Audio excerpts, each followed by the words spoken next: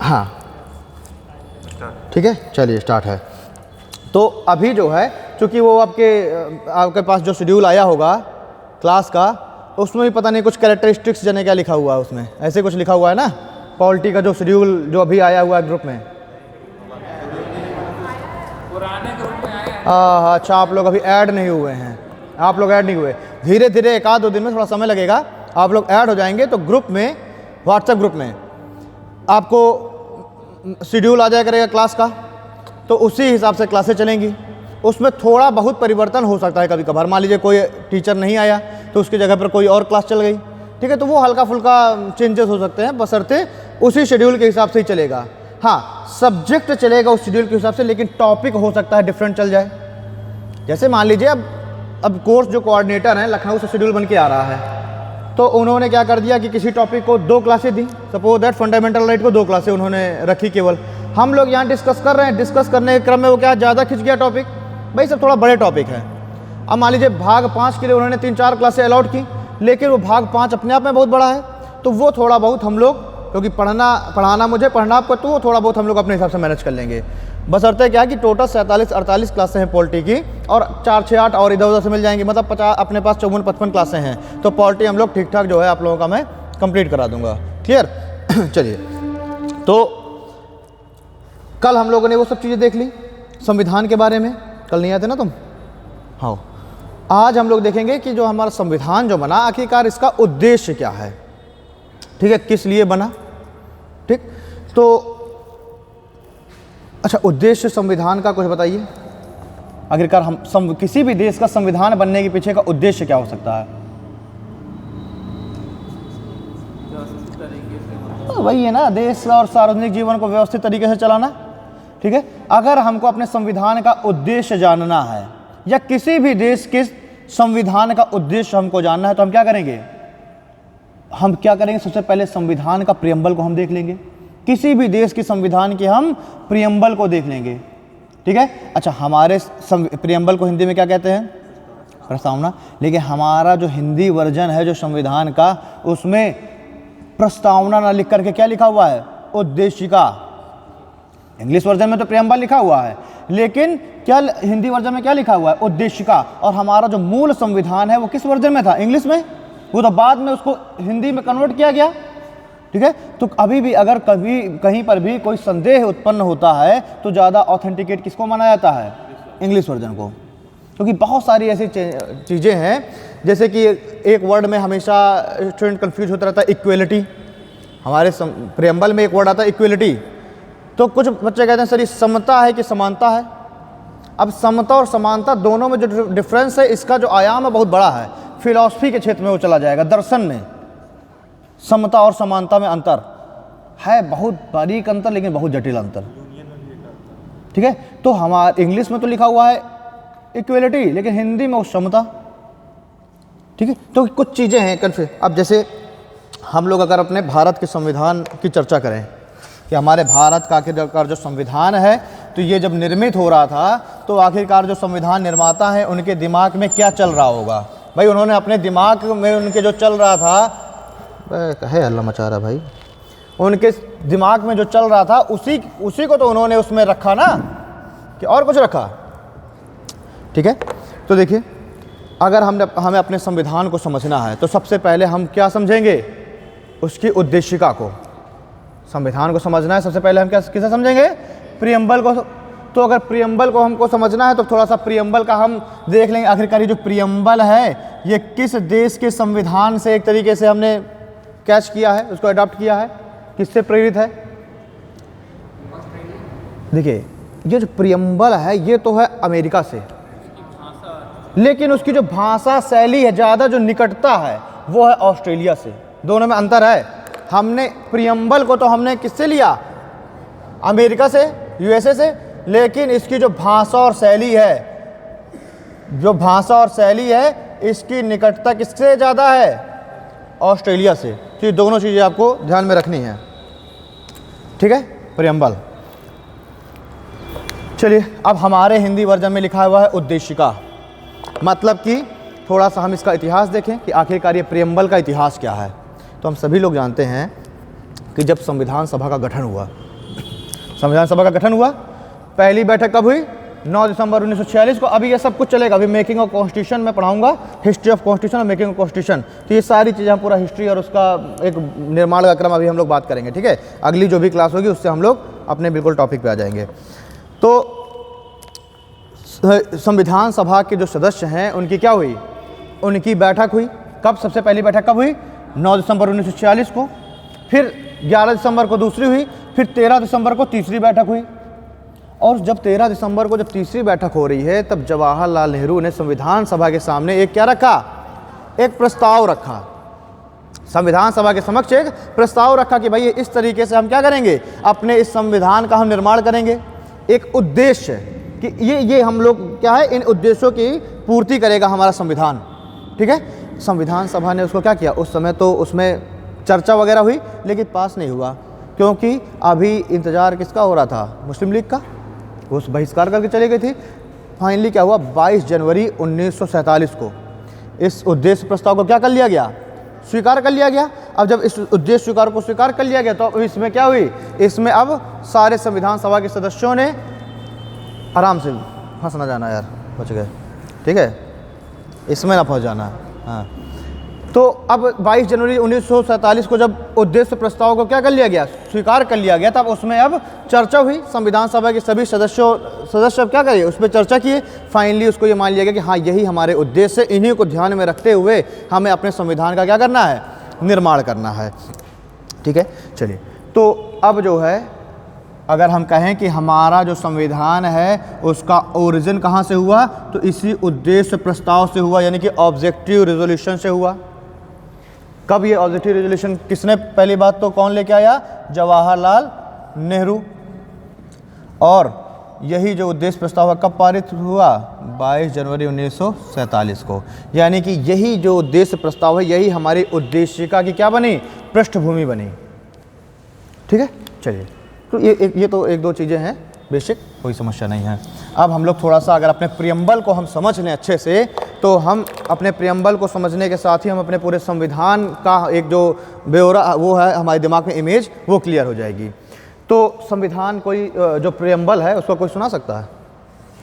Preamble में क्या क्या लिखा हुआ है, क्या क्या उद्देश्य उसमें रखे गए हैं, शासन का क्या क्या स्वरूप रखा गया है? शासन का स्वरूप, उद्देश्य। अच्छा, जो ये प्रियम्बल है, इसमें हमेशा तीन चीज़ें, किसी भी देश का प्रियम्बल उठाएंगे, प्रस्तावना उठाएंगे, उसमें तीन चीज़ें इंक्लूड होंगी। पहला तो शासन का स्वरूप कैसा है उस देश में, ये हमें पता चल जाएगा। प्रस्तावना में पहली चीज़ क्या उसमें डिस्कस की गई होगी? शासन का स्वरूप कैसा है। दूसरी चीज़ डिस्कस की जाएगी कि उस संविधान का उद्देश्य क्या है। पहला शासन का स्वरूप, फिर दूसरा क्या होगा उसमें? उद्देश्य क्या है। अरे आप किताब खोलते हैं कोई, उस किताब में सबसे आगे प्रस्तावना लिखा होता है, उस प्रस्तावना को पढ़िए तो उसमें लेखक ने लिखा होगा कि मेरा इस बुक को लिखने के पीछे का उद्देश्य क्या है ना, और किस तारीख को मैंने इस किताब को लिखा, वो डेट उसमें उस पेज में नीचे पड़ी होगी जो भी। तो किसी भी देश का अगर आप प्रस्तावना देखेंगे, प्रियम्बल देखेंगे, उसमें उसके शासन का स्वरूप लिखा होगा कि किस स्वरूप के बेस पर हम शासन चलाएंगे अपने देश का। दूसरा, जो उद्देश्य है उसका, जो ऑब्जेक्टिव है, वो ऑब्जेक्टिव की वहाँ पर बात की जाएगी। भाई एक लोग खोल दो, मैं दूर नहीं जा सकता है। दूसरा क्या होगा उसमें? उद्देश्य होगा कि हमारा लक्ष्य क्या है, उद्देश्य क्या है। और तीसरा उसमें लिखा होगा कि इसको लागू कब किया गया। किसी भी देश के प्रस्तावना में तीन चीज़ें जरूर होंगी, किसी भी देश के प्रियम्बल में तीन चीज़ें होंगी, ठीक है। तो तीन चीज़ों में शासन का स्वरूप, लागू करने का वर्ष और उसके पीछे का उद्देश्य या लक्ष्य, ठीक है। आइए अब हम अपने देश के संविधान के बारे में बात करते हैं। कहाँ से स्टार्ट होता है ये? हम भारत के लोग, ठीक है, हम भारत के लोग। इसी वर्ड से ही पता चल जा रहा है कि जो मेन जो पावर मिल रही है हमारे संविधान को, कहाँ से मिल रही है? इसी से मिल रही है, ठीक है। यानी कि अगर हम कह दें कि पॉपुलर सोवेरेनिटी क्या है, पॉपुलर सोवेरेनिटी क्या है, वो है हम भारत के लोग। ठीक है। अच्छा, इसका कुछ विद्वानों ने इसका खंडन भी किया। हम तो कह रहे हैं कि इसको जो है पूरी शक्ति मिल रही है भारत के लोगों से, लेकिन कुछ विद्वानों ने इसका खंडन भी किया, जैसे कि एक प्रमुख हैं विंस्टन चर्चिल, एक है केसी वेयर। इन्होंने क्या किया, इसका खंडन भी किया। इन्होंने कहा कि ये जो आप प्रियम्बल में लिखा हुआ है भारत के, एक्चुअल में सही नहीं है। विंस्टन चर्चिल ने क्या कहा, इन्होंने कहा कि भैया वो शक्ति उसको भारत के लोगों से नहीं मिल रही, वो पूरा का पूरा जो संविधान है वो बनाया ही ब्राह्मणों ने है। तो उन्होंने कहा कि भारत के लोगों के द्वारा शक्ति नहीं मिल रही, मतलब ब्राह्मणों ने ही उसको बनाया है, तो ब्राह्मणों की एक सभा के द्वारा, ठीक है, विंस्टन चर्चिल ने कहा। एक तो वैसे ही विंस्टन चर्चिल बिल्कुल बौखलाए घूम रहे थे जब भारत को आज़ादी मिल रही थी। भाई क्लीमेंट एटली की सरकार उस समय आ चुकी थी, लेबर पार्टी की, और विंस्टन चर्चिल कौन सी पार्टी से प्राइम मिनिस्टर हुआ करते थे, कंजर्वेटिव से। और कंजर्वेटिव पार्टी कतई पक्षधर नहीं थी कि भारत को आज़ादी दी जाए, लेकिन फिर आ गई कौन, लेबर पार्टी। और लेबर पार्टी के नेता कौन थे, क्लीमेंट एटली। तो वहाँ पर जब 18 जुलाई 1947 को भारत की स्वतंत्रता के लिए वहाँ पर क्या किया गया, बिल लेकर के आया गया, अधिनियम पास किया जा रहा था, तो उसमें जो है विंस्टन चर्चिल ने भी बड़ा धमाकेदार अपना भाषण दिया। अच्छा, पूरे विश्व के सबसे अच्छे वक्ता में से थे विंस्टन चर्चिल, बहुत बढ़िया भाषण देते थे, तो उन्होंने बड़ा ज़ोरदार भाषण दिया। लेकिन जो लोकतांत्रिक सरकार है, हम बात करें किसी भी देश की जहाँ पर संविधान है, वो किस पर, वो भाषणबाजी पे नहीं चलती, वो किस पर चलती है, वो चलती है बहुमत पे। अब बहुमत किसके साथ था, क्लीमेंट एटली के। तो भले ही विंस्टन चर्चिल ने बहुत ज़ोरदार भाषण दिया, लेकिन एक्ट कौन सा पास हो गया, जो क्लीमेंट एटली लेके आए, ठीक है।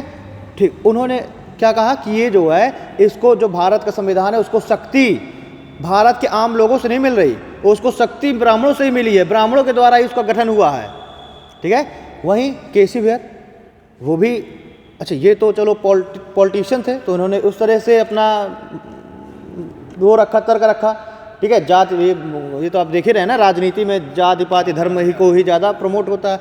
लेकिन जो केसी वेयर थे वो विद्वान थे, लेखक थे, ठीक है। उन्होंने क्या कहा, उन्होंने कहा भारत को जो संविधान है ये भारत के आम लोगों के द्वारा नहीं, बल्कि पैसे वालों और शिक्षित लोगों के द्वारा बनाया गया है ना, पैसे वालों और शिक्षित लोगों के द्वारा। अब इसके पीछे का अगर हम देखें कि पैसे वालों और शिक्षित लोगों के द्वारा इन्होंने जो तर्क दिया, कुछ मायनों में ये तर्क सही भी दिखता है। विजय जी, नहीं सही दिखता, कैसे सही दिखता है? अब इसको थोड़ा सा और देखिए, गहराई में देखिए। वकील तो ठीक है, अलग मैटर है। संविधान सभा का जब निर्माण हुआ तो संविधान सभा के जो सदस्य हैं उनका चुनाव प्रत्यक्ष तो हुआ नहीं था, संविधान सभा के सदस्यों का चुनाव अप्रत्यक्ष तरीके से हुआ था। किसने चुना था उनको? प्रांतीय विधानमंडल के सदस्यों ने। पहले प्रांतीय विधानमंडल के सदस्यों का चुनाव हुआ था, और इन्हीं प्रांतीय विधानमंडल के जो सदस्य हैं, जो एमएलए जिन्हें हम कह सकते हैं, उन्हीं ने किसको चुना? उन्होंने चुना संविधान सभा के सदस्यों को। तो अगर हम देखें, वैसे डेमोक्रेसी में तो ये ठीक है कि हमने अपना प्रतिनिधि चुना और हमारे प्रतिनिधि ने उनको चुना, लेकिन समस्या यहाँ पर ये आ रही है कि उस समय 1946 में वोटिंग राइट्स ही सबको नहीं प्राप्त था, मताधिकार, मत का अधिकार सबको नहीं प्राप्त था। पूरे भारत की कुल जनता में से, कुल आबादी में से केवल 10% लोगों को ही वोटिंग राइट प्राप्त था। वोट देने का अधिकार केवल 10% लोगों को प्राप्त था, और उन 10% लोगों का आधार क्या था? या तो पैसे वाला हो और या तो जो है पढ़ा लिखा हो। तो भैया उन्हीं 10% लोगों ने ही तो प्रांतीय विधानमंडल के सदस्यों को चुना था। भाई प्रांतीय विधानमंडल का चुनाव हुआ, लेकिन अगर उस प्रांतीय विधानमंडल के चुनाव में भारत के पूरी जनता ने पार्टिसिपेट किया होता तो हम कह देते कि कोई दिक्कत नहीं है, उन्होंने अपना प्रतिनिधि चुना आम जनता ने, और प्रतिनिधि ने फिर संविधान सभा के सदस्य चुन लिए, कोई समस्या नहीं। भाई प्रेसिडेंट का चुनाव भी तो ऐसे ही होता है, तो क्या हम प्रेसिडेंट को अपना राष्ट्रपति नहीं मानते? प्रेसिडेंट के चुनाव में भी तो हम लोग कहते हैं कि भैया आम चुनाव ही हुए एक तरीके से, भले ही वो इनडायरेक्ट इलेक्शन हुए हों। लेकिन यहाँ पर समस्या मेन क्या थी कि भैया भारत के सभी लोगों को वोटिंग राइट ही प्राप्त नहीं थे। वोटिंग राइट केवल 10% लोगों को प्राप्त थे, जो कि पैसे वाले थे या तो शिक्षित थे, और उन्हीं ने चुना प्रांतीय विधानमंडल के सदस्यों को, और उन प्रांतीय विधानमंडल के सदस्यों ने किसको चुना? संविधान सभा के सदस्यों को। तो इसीलिए केसी वेयर ने क्या कह दिया कि ये जो इनका जो संविधान है वो संविधान आम जनता के द्वारा बना नहीं है, ये संविधान बना है केवल पैसे वालों और शिक्षित के द्वारा।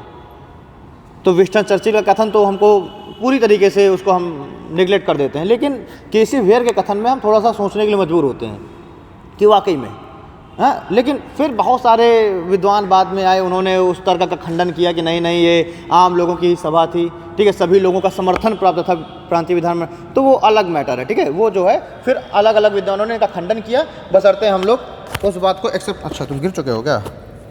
यहाँ जाओ, ठीक है। अब ये तो हो गई थोड़ी सी इसकी बात। अब हम लोग देखेंगे कि जो संविधान है उसकी लैंग्वेज क्या है, क्योंकि मैंने प्रस्तावना की लैंग्वेज क्या है। प्रस्तावना यानी प्रियम्बल की लैंग्वेज से भी क्वेश्चन बनते हैं। 2019 का पीसीएस का पेपर उठा के देखिएगा, 18 का या 19 का पीसीएस का, उसमें साफ लिखा हुआ है कि हमारा जो प्रियम्बल है उसमें कितने तरह की स्वतंत्रता, कितने तरह के न्याय, कितने तरह की समानता की बात की गई है, कितने तरह की समता की बात की गई है। ऑप्शन लिखा हुआ है 3, 5 और 2, ठीक है, इस तरीके से। तो इसमें एक एक वर्ड से क्वेश्चन बनता है। अच्छा, अब जो है आप लास्ट में बिल्कुल देखेंगे कि अगर प्रियम्बल कभी तो पढ़े होगे, मुझे पूरा भरोसा है कि आप लोगों ने प्रियम्बल को जब लास्ट लाइन आप पढ़ रहे होंगे तो आपने पढ़ा होगा कि संविधान सभा में हम सभी एकत्रित होकर के और आज दिनांक 26 नवंबर 1949 को अपने इस संविधान को अंगीकृत, अधिनियमित और आत्मर्पित करते हैं। इतना ही पढ़ा होगा। बीच की जो वो हिंदी में जो डेट लिखी हुई है उसको उड़ा दिए होंगे। हिंदी में जो वो, भैया ये 26 नवंबर 1949 तो क्या है, तो ये तो जो है ब्रिटिश कैलेंडर है भैया ना। लेकिन अगर हम विक्रम संवत में देखें, अगर हम अपने हिंदू कैलेंडर के अनुसार देखें, तो उसकी जो डेट दी हुई है उसको हम सभी ने गायब कर दिया होगा। किसी को ये डेट याद है? आजकल जो ये योगी जी और मोदी जी जो हिंदी को प्रमोट करने में लगे हुए हैं, तो ये निकट भविष्य में बिल्कुल से संभव है कि आपके एग्जाम में वहाँ से क्वेश्चन पूछ लिया जाए कि संविधान कब लागू हुआ था, कब अधिनियमित किया गया, और डेटे दे देगा। मार्गशीर्ष शुक्ल पक्ष सप्तमी संवत 2006 विक्रमी। तो ये कौन सा महीना चल रहा है भाई? मार्गशीर्ष होता है, गांव में हम लोग क्या बोलते हैं, माघ का महीना बोलते हैं ना। एक्चुअल में उसको क्या बोलते हैं हम, मार्गशीर्ष, ठीक है। तो ये महीना यही चल रहा है, ठीक है, मार्गशीर्ष का। इसी महीने में हमारा संविधान लागू हुआ था। तो इस डेट को जरूर याद रखना। 26 नवंबर तो अब आउटडेटेड चीज़ हो गई। ये डेट पूछे जाने की संभावना, मेरा दिल ऐसा कह रहा है कि शायद पूछ लिया जाए। अब ना पूछा जाए तो शिकायत न करना, सर नहीं पूछा गया, बट याद होना चाहिए, ठीक है, पता होना चाहिए। चलिए, सबसे पहले तो हम अपने पूरे संविधान को, हम यहाँ पर प्रस्तावना को, प्रियम्बल को यहाँ लिख लेते हैं। हम भारत के लोग, भारत को हम, अरे यार एक तो ये लोग जो है यहाँ तक नहीं डाल के रखते। हम भारत के लोग भारत को, बोलो क्या है आगे, संपूर्ण प्रभुत्व संपन्न। हम भारत के लोग भारत को संपूर्ण प्रभुत्व संपन्न, समाजवादी या समाजवाद, पंथ निरपेक्ष लोकतांत्रिक गणराज्य, पंथ निरपेक्ष लोकतांत्रिक गणराज्य बनाने के लिए, मतलब कि शासन का यहाँ पर स्वरूप क्या है, ये लिखे हुए हैं सारे शासन के स्वरूप।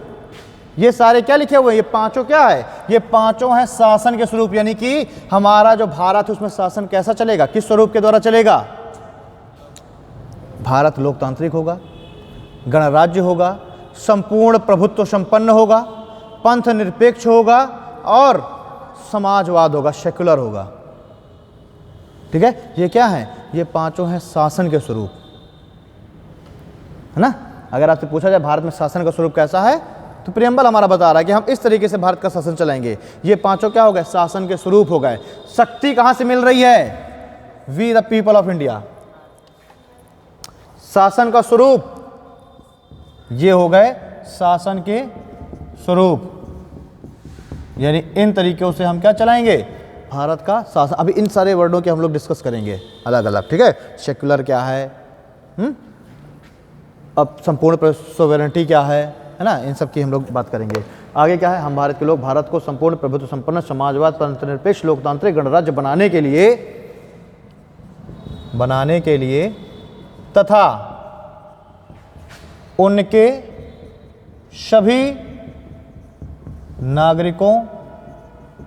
सभी नागरिकों को फिर बात की गई है किसकी, न्याय की। न्याय में कौन कौन से न्याय बताए गए, उनके सभी नागरिकों में सामाजिक, राजनीतिक एवं आर्थिक न्याय, 3 तरीके के न्याय, तथा उनके सभी नागरिकों को सामाजिक, आर्थिक एवं राजनीतिक न्याय।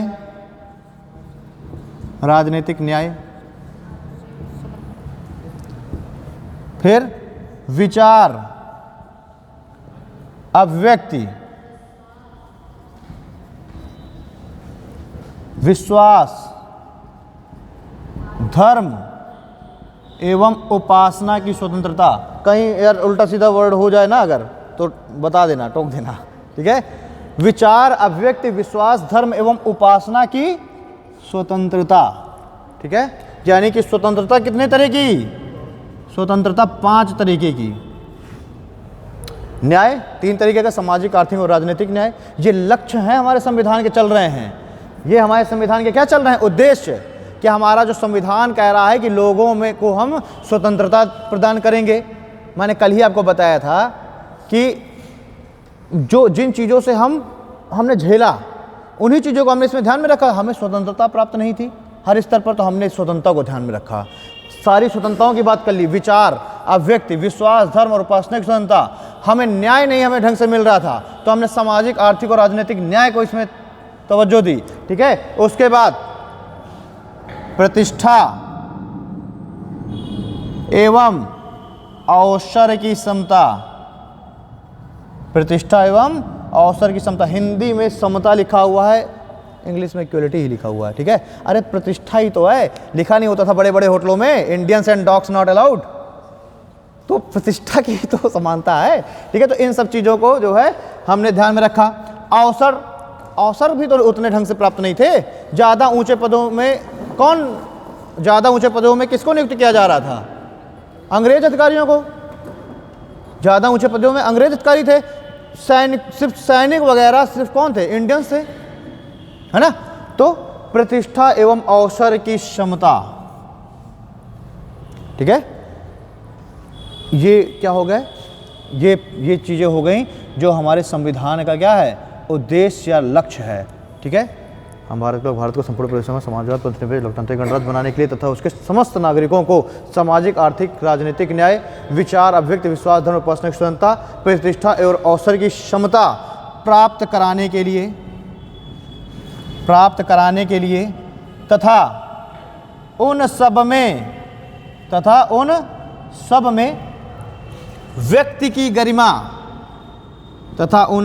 व्यक्ति की गरिमा, ये भी एक हमारा क्या हो गया, उद्देश्य हो गया।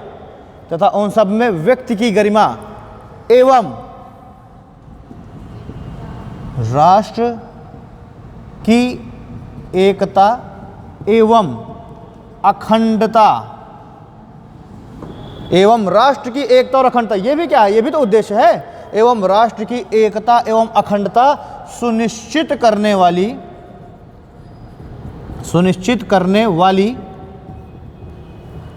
वाली बंधुता बढ़ाने के लिए,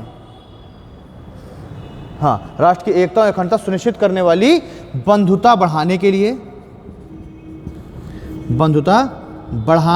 लिए फ्रेटर्निटी, ठीक है, बंधुता बढ़ाने के लिए दृढ़ संकल्पित होकर इस संविधान सभा में बंधुता बढ़ाने के लिए फिर अरे क्या हो गया, हाँ, क्या हल्ला मचा रहे हो। दृढ़ संकल्पित होकर अपनी इस संविधान सभा में, दृढ़ संकल्पित होकर अपनी संविधान सभा में एकत्रित होकर,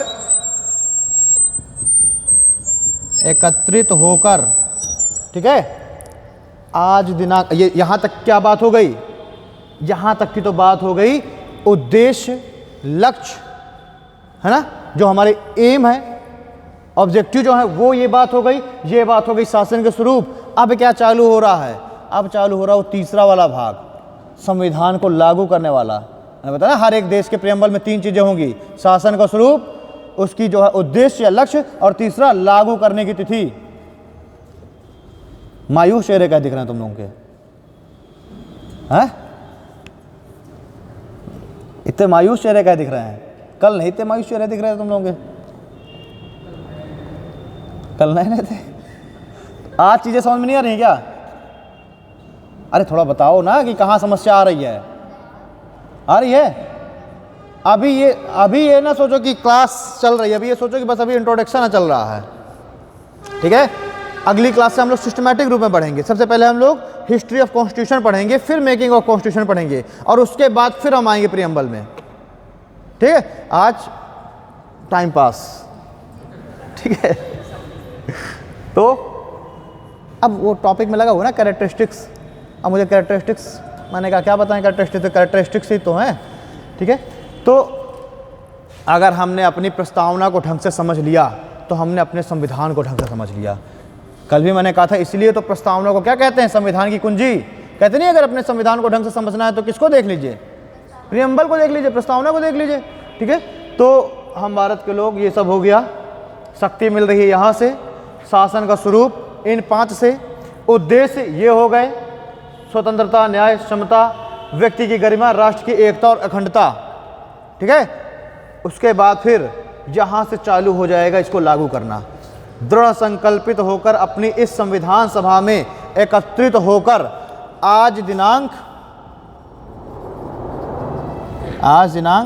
26 नवंबर 1949,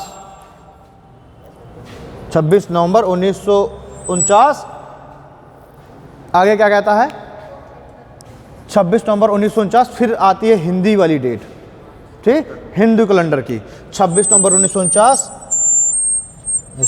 अरे यार कहे परेशान करो यार, ठीक है? 26 नवंबर 1949, मार्गशीर्ष शुक्ल सप्तमी। ये शुक्ल सप्तमी का मतलब क्या हुआ पंडित जी? जब उसकी कलाएं बढ़ रही होती हैं, जब वो कितने पक्ष होते हैं पंडित जी? रुकिए, आप बताइए, येलो होडी, हाँ हाँ, आप ही कितने पक्ष होते हैं ये चंद्रमा की कलाओं के अनुसार जो ये पक्ष निर्धारित किए जाते हैं? शुक्ल पक्ष और कृष्ण पक्ष में अंतर क्या है? पंडित जी की तरफ ना देखो, और कोई है? शुक्ल पक्ष और कृष्ण, अरे कृष्ण मीन्स काला, शुक्ल मीन्स गोरा। तो जब जो है आप अमावस्या से पूर्णमासी की ओर चलेंगे, यानी कि चंद्रमा क्या है, दिन प्रतिदिन चंद्रमा निकलता चला आ रहा है, यानी उजेला होता चला जा रहा है, तो कौन सा पक्ष होगा? शुक्ल पक्ष। भाई इस तरह से समझो ना। अच्छा, अब कौन ऐसा है जिसको अमावस्या और पूर्णमासी में अंतर नहीं पता? कौन ऐसा है? उपासना, अनुराधा, नहीं पता? और कोई? अमावस्या और पूर्णमासी क्या होता है किसको नहीं पता? नहीं पता? सुरेंद्र जी थोड़ा पानी ले आइए जरा, एक बाल्टी में, ये सब जो है डूब जाए उसमें। अब अमावस्या और पूर्णमासी नहीं पता आपको? अच्छा, अमावस्या पूर्णमासी नहीं तुमको पता है, तो फिर new moon, blue moon, red moon, ये कैसे पता चलेगा? अमावस्या, अरे यार कभी तो टीवी और सीरियल देखे होंगे कि अमावस्या में काली शक्तियां बहुत प्रभावी हो जाती हैं, मतलब कि जब रातें कैसी हो जाए, अंधियारी हो जाए, बिल्कुल अंधेरी रातें कब होंगी? जब चंद्रमा ना दिखाई दे, बिल्कुल, जब चंद्रमा बिल्कुल ना दिखाई दे, तो उससे वो क्या हो जाएगा? अमावस्या। जब चंद्रमा बिल्कुल ना दिखाई दे, अमावस्या, और उसी को हम क्या बोलते हैं? New moon. उसी को हम क्या बोलते हैं? New moon. और फिर चंद्रमा धीरे धीरे बढ़ना चालू होता है। आप देखेंगे एक समय ऐसा होगा चंद्रमा आपको बिल्कुल ना दिखाई दे रहा होगा, फिर आपको थोड़ा सा दिखाई दे रहा होगा, कुछ समय बाद आपको ऐसे दिखाई देगा चंद्रमा, ये आधा दिखाई देता, नहीं दिखाई देता? आधा दिखाई देता। एक दिन ऐसा भी आएगा जब चंद्रमा को बिल्कुल फुल दिखाई दे रहा होता है, ठीक है। एक दिन ऐसा होगा जब चंद्रमा को कैसे दिखाई दे रहा होगा, फुल दिखाई दे रहा होगा। और उसी दिन जब चंद्रमा फुल दिखाई दे रहा होगा तो सीधी सी बात है कि जो है धरती पर उजेला ज़्यादा होगा, रातें कैसी होंगी, रातें उजियारी होंगी, और वही क्या कहलाता है, पूर्णमासी। पंडित जी टोंक दीजिएगा, ठीक है, इतना स्ट्रांग नहीं हमारा भी है एस्ट्रोनॉमी, ठीक है। तो ये क्या हो जाएगा, ये हो जाएगी कंडीशन पूर्णमासी की। अब भैया पूर्णमासी को चंद्रमा फुल दिखाई दे रहा है तो उजेला ज़्यादा है, और इसी वजह से इसको हम क्या बोल देते हैं, फुल मून। इसमें कोई रॉकेट साइंस है क्या, इसलिए इसको हम क्या बोल देंगे, फुल मून। और जिस समय चंद्रमा बिल्कुल अभी बिल्कुल पैदा हो रहा है तो वो क्या हो जाएगा, अमावस्या, और क्या हो जाएगा, न्यू मून। रातें कैसी होंगी, अंधियारी होंगी। इन दोनों के बीच में अंतर कितने दिन का होता है, चंद्रमा की धीरे धीरे कलाएं बढ़ती हैं, फिर एक दिन चंद्रमा व्यस्त हो जाता है, और फिर कलाएं घटनी चालू हो जाती हैं, और फिर एक दिन चंद्रमा बिल्कुल गायब हो जाता है। 15 दिन, ठीक है। यानी कि 14 दिन उसकी कलाएं क्या होंगी, बढ़ेंगी। अब 15वें दिन वो क्या हो जाएगा, फुल मून हो जाएगा, और फिर उसके बाद 14 दिन उसकी कलाएं घटेंगी, और 30वें दिन वो फिर किस कंडीशन में आ जाएगा, अमावस्या कंडीशन में, ठीक है। मतलब कि अगर हम इस तरीके से देखें, मान के चलिए ये है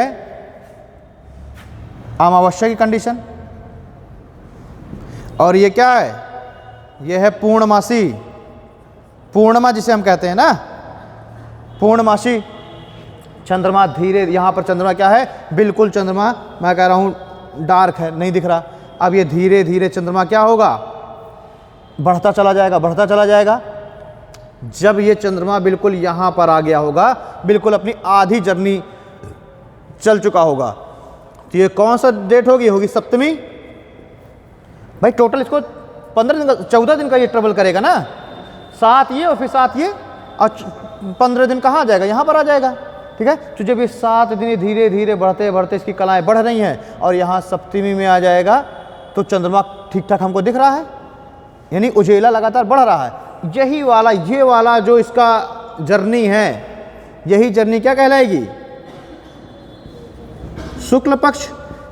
यानी कि शुक्ल पक्ष की जैसी सप्तमी है ना, वैसी शुक्ल पक्ष की अष्टमी भी होगी, नवमी भी होगी, दसवीं भी होगी, एकादशी भी होगी, द्वादश होगा, त्रयोदशी होगी, फिर चतुर्दशी होगी, और फिर क्या आ जाएगा, अमावस्या, पूर्णिमा। और फिर पूर्णिमा से फिर जब इसका जर्नी चालू होगी, फिर जब 14 दिन की जर्नी चालू होगी, तो ये वाला जो इसका जर्नी है, ये वाला जो रास्ता है, ये क्या कहलाएगा, कृष्ण पक्ष कहलाएगा, क्योंकि इस पे चंद्रमा लगातार, चंद्रमा का लोप होता जा रहा है, ठीक है। ये भी 14 दिन का साइकिल हो गया, कृष्ण पक्ष। जन्माष्टमी कौन से पक्ष में होती है, जन्माष्टमी, अष्टमी। भाई अब अष्टमी है तो या तो वो शुक्ल पक्ष की अष्टमी होगी, या तो कृष्ण पक्ष की अष्टमी होगी, हाँ, ठीक है। कृष्ण पक्ष की अष्टमी होती है ना, जन्माष्टमी कृष्ण पक्ष की अष्टमी में पड़ता है। तो हमारा जब ये संविधान लागू हुआ होगा, तब चंद्रमा कहाँ पर रहा होगा, चंद्रमा यहाँ पर रहा होगा कि ना रहा होगा, इस कंडीशन में रहा होगा ना चंद्रमा, जब हमारा संविधान लागू हुआ, ठीक है। तो यही तो लिखा हुआ है, मार्गशीर्ष। पहली बात तो पहले हम महीना देखें, हमें अगर डेट बताना है तो पहले हम क्या बताएंगे, महीना। तो महीना कौन सा चल रहा था, मार्गशीर्ष का, ठीक है। इसी को गांव में क्या बोलते हैं, माघ। मतलब माघ थोड़ा सा हल्के से शहर के लोग बोलते हैं, गांव वाले तो माह बोलते हैं ना।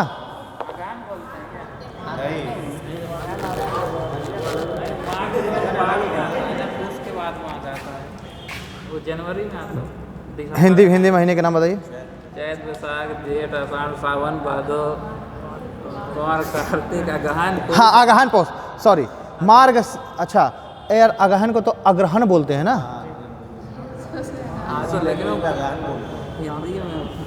अगहन को तो क्या बोलते हैं, अग्रहण बोलते हैं, मुझे लग रहा है। शुद्ध बोलते हैं, अग्रहण बोलते हैं। हाँ, शुद्ध अग्रहण बोलते हैं ना। फिर पौष आता है, फिर फागुन, ठीक है। अब यार तुम मुझे भी, अरे यार तुम सब छोड़ो, मार्गशीर्ष याद रखो भैया। देखो हिंदी इतनी हमारी मजबूत नहीं है, सीधी सी बात है, ठीक है। हाँ, माघ मेला होता है, सही कह रहे हो, माघ मेला होता है जनवरी में, जनवरी में। अरे यार देखो, जो संविधान में लिखा हुआ बता रहे हैं, तो मैं हिंदी ज़्यादा सीखनी हो तो जो है पंडित जी से सीखो, ठीक। सीधी सी बात समझ लो कि हमारे संविधान की जो डेट है वो क्या है, मार्गशीर्ष है, वो आप केवल इतना याद रखिए, मार्गशीर्ष डेट, ठीक है, शुक्ल पक्ष की सप्तमी, और अगर जब सन की बात आएगी, शुक्ल पक्ष की सप्तमी हो गया, सन की बात आएगी तो संवत, भाई हमारा हिंदू कैलेंडर जो है वो कौन सी संवत को मानता है? विक्रमी संवत, विक्रमी संवत के अनुसार चलता है ना, विक्रम संवत, ठीक है, ठीक। तो संवत कौन सा? संवत 2006 विक्रमी, संवत 2006 विक्रमी को हम क्या कर रहे हैं? इस संविधान को अधिनियमित, इस संविधान को अंगीकृत, अधिनियमित एवं आत्मर्पित करते हैं। विक्रमी को, संविधान को अंगीकृत, अधिनियमित एवं आत्मार्पित करते हैं।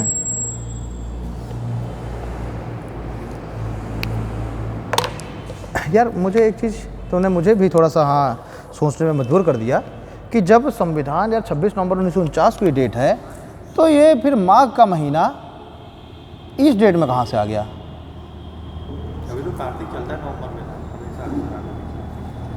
अगहन या कार्तिक दोनों हो सकते हैं भाई। हाँ, हिंदी कैलेंडर के हिसाब से 15-16 दिन का उसमें डिफरेंस रहता है, इंग्लिश कैलेंडर हिंदी कैलेंडर के अनुसार। लेकिन जब माघ जनवरी, दिसंबर लास्ट और जनवरी में माघ होता है, तो ये जो है फिर ये नवंबर में कौन से मार्गशीर्ष है उत्पन्न हो गया है। लेकिन ये है कि संविधान में प्रियम्बल में ये लिखा हुआ है मार्गशीर्ष। हाँ, दिसंबर लास्ट और जनवरी में मेरे ख्याल से माघ चल रहा होता है, और फिर फरवरी में फाल्गुन आ जाता है ना, फाल्गुन कह रहा हूँ, हाँ फाल्गुन, ठीक है, होली फाल्गुन में ही तो होती है अंतिम दिन, ठीक। ये यहाँ पर सही है, बाकी जो है उस चीज़ को अब तुमने मुझे कह दिया है, मैंने आज तक कभी किसी ने टोका भी नहीं, तो मैंने इसका ध्यान भी नहीं दिया। अब इसको थोड़ा सा मुझे मिलना पड़ेगा हिंदी के किसी विद्वान से, हैं। हाँ, मैं अभी बता रहा हूँ ना, मैं अभी इन तीनों चीज़ों को बता रहा हूँ। देखो, नवंबर में मार्कशीट दे रहा है, जनवरी को फाल्गुन, फरवरी को फाल्गुन, और मार्च को चैत्र, अप्रैल को बैसाख, जनवरी मार्च वो बढ़ते, हिंदी कैलेंडर बढ़ता रहता है। ये केवल आप याद रखिए कि भैया मार्गशीर्ष को लगा था। इनमें सर अंतर भी दिए हुए है ना, वो माघ जनवरी क्या होता है, शीर्ष होता है। तो मार्गशीर्ष, अच्छा इसको थोड़ा सा मैं किसी हिंदी वाले से पहले पूछ लूँगा। भाई सीधी सी बात है, मेरी भी हिंदी बहुत मजबूत नहीं है वो, लेकिन हाँ अब इतनी तो मजबूत है कि अमावस्या पूर्णिमा में मुझे अंतर पता है, और शुक्ल पक्ष कृष्ण पक्ष, लेकिन बहुत ज़्यादा मेरी मजबूत नहीं है, सीधी सी बात है, ठीक है। ये मैं थोड़ा सा, क्योंकि फर्जी का जो है अपनी बात को सिद्ध करने का, हो सकता है मैं ही गलत हूँ, तो फर्जी का अपनी बात को सिद्ध करने का कोई मतलब नहीं है, तो मैं पहले इसको कंफर्म कर लूँगा, उसके बाद आप लोगों से डिस्कस कर लूँगा, ठीक है जी। चलिए, मेन हम लोग बात करते हैं कि आखिरकार ये तीन वर्ड क्या हैं, अंगीकृत, अधिनियमित और आत्मर्पित। अंगीकृत का मतलब होता है स्वीकार करना। अंगीकृत का मतलब क्या है? स्वीकार करना। मतलब इन्होंने कहा, संविधान सभा के सदस्यों ने सबने, कि हम जो है अपनी संविधान सभा में आज एकत्रित होकर इस डेट को हम अपने इस संविधान को क्या करते हैं? अंगीकृत करते हैं, मतलब कि स्वीकार करते हैं। अंगीकृत मतलब स्वीकार करते हैं। अधिनियमित मतलब लागू कराना, यानी इसको हम क्या करते हैं, आज से हम इस संविधान को क्या करेंगे? लागू करेंगे। पहले तो हमने स्वीकार किया, फिर इसको हम लागू करा रहे हैं, और फिर आता है आत्मार्पित। आत्मार्पित का मतलब क्या है? अपने आप को सौंप देना, बिल्कुल, मतलब अपनी पूरी निष्ठा के साथ इसको क्या कर लेना? अडॉप्ट कर लेना। आत्मार्पित मतलब पूरी अपनी निष्ठा के साथ, पूरे मन के साथ इसको आत्मसात कर लेना। तो आत्मार्पित मतलब क्या होता है? आत्मसात, यानी उसको बिल्कुल से हमने क्या कर लिया? स्वीकार कर लिया, एक तरीके से, पूरी तरीके से। यहाँ स्वीकार करना अंगीकृत मतलब ही है, लेकिन आत्मार्पित मतलब उसको पूरी तरीके से हमने उस पर अपनी निष्ठा के साथ उसको हमने अडॉप्ट कर लिया, एक्सेप्ट कर लिया, जिसे हम कहते हैं। ठीक है जी। तो ये आत्मार्पित और अंगीकृत में बहुत बड़ा डिफरेंस नहीं है, लेकिन फिर भी अगर कोई आपसे बिल्कुल से पीछे ही पड़ जाए कि बताइए अंगीकृत और आत्मार्पित में अंतर क्या है, तो अंगीकृत बता देना स्वीकार करना, और आत्मार्पित मतलब पूरी निष्ठा के साथ उसको आत्मसात कर लेना, ठीक है, पूरी तरीके से उसको अडॉप्ट कर लेना, एक्सेप्ट कर लेना, वो क्या हो जाएगा आत्मार्पित। ठीक है, चलिए तो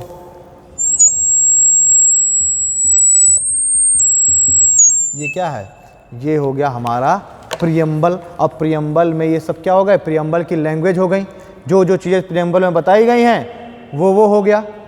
ठीक है, इसकी डेट हो गई, शासन का स्वरूप हो गया, और साथ ही साथ क्या हो गया, इसमें जो इसका जो उद्देश्य है वो हो गया।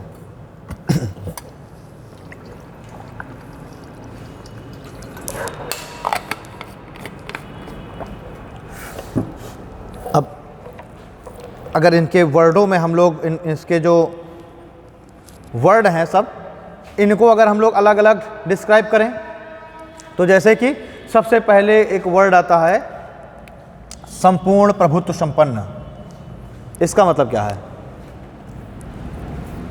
मतलब हम खुद किसी देश निर्भर नहीं है, अपने स्वयं निर्णय सब ले। इसको थोड़ा सा और अगर अच्छे से हम बोलें तो कह दें कि अपने आंतरिक एवं बाह्य मामलों पर हम डिसीजन लेने के लिए, निर्णय लेने के लिए क्या है, स्वतंत्र हैं। किसी के दबाव में ना हम अपने आंतरिक मामलों में कोई निर्णय लेंगे और ना ही बाह्य मामलों में हम निर्णय लेंगे। मतलब कि आंतरिक मामले जैसे कि हमें जीएसटी लगाना है कि नहीं लगाना, हमको कहाँ पर टैक्स लगाना है, हमको सिलेंडर का भाव कितना रखना है, हमें पेट्रोल का भाव कितना रखना है, हमारे देश के अंदर कितने राज्य होंगे, कौन से राज्यों का हम विलय कर रहे हैं, किस राज्य में हम कौन सी भाषा चला रहे हैं। ठीक है, ये सब क्या है, ये सब है आंतरिक मामले।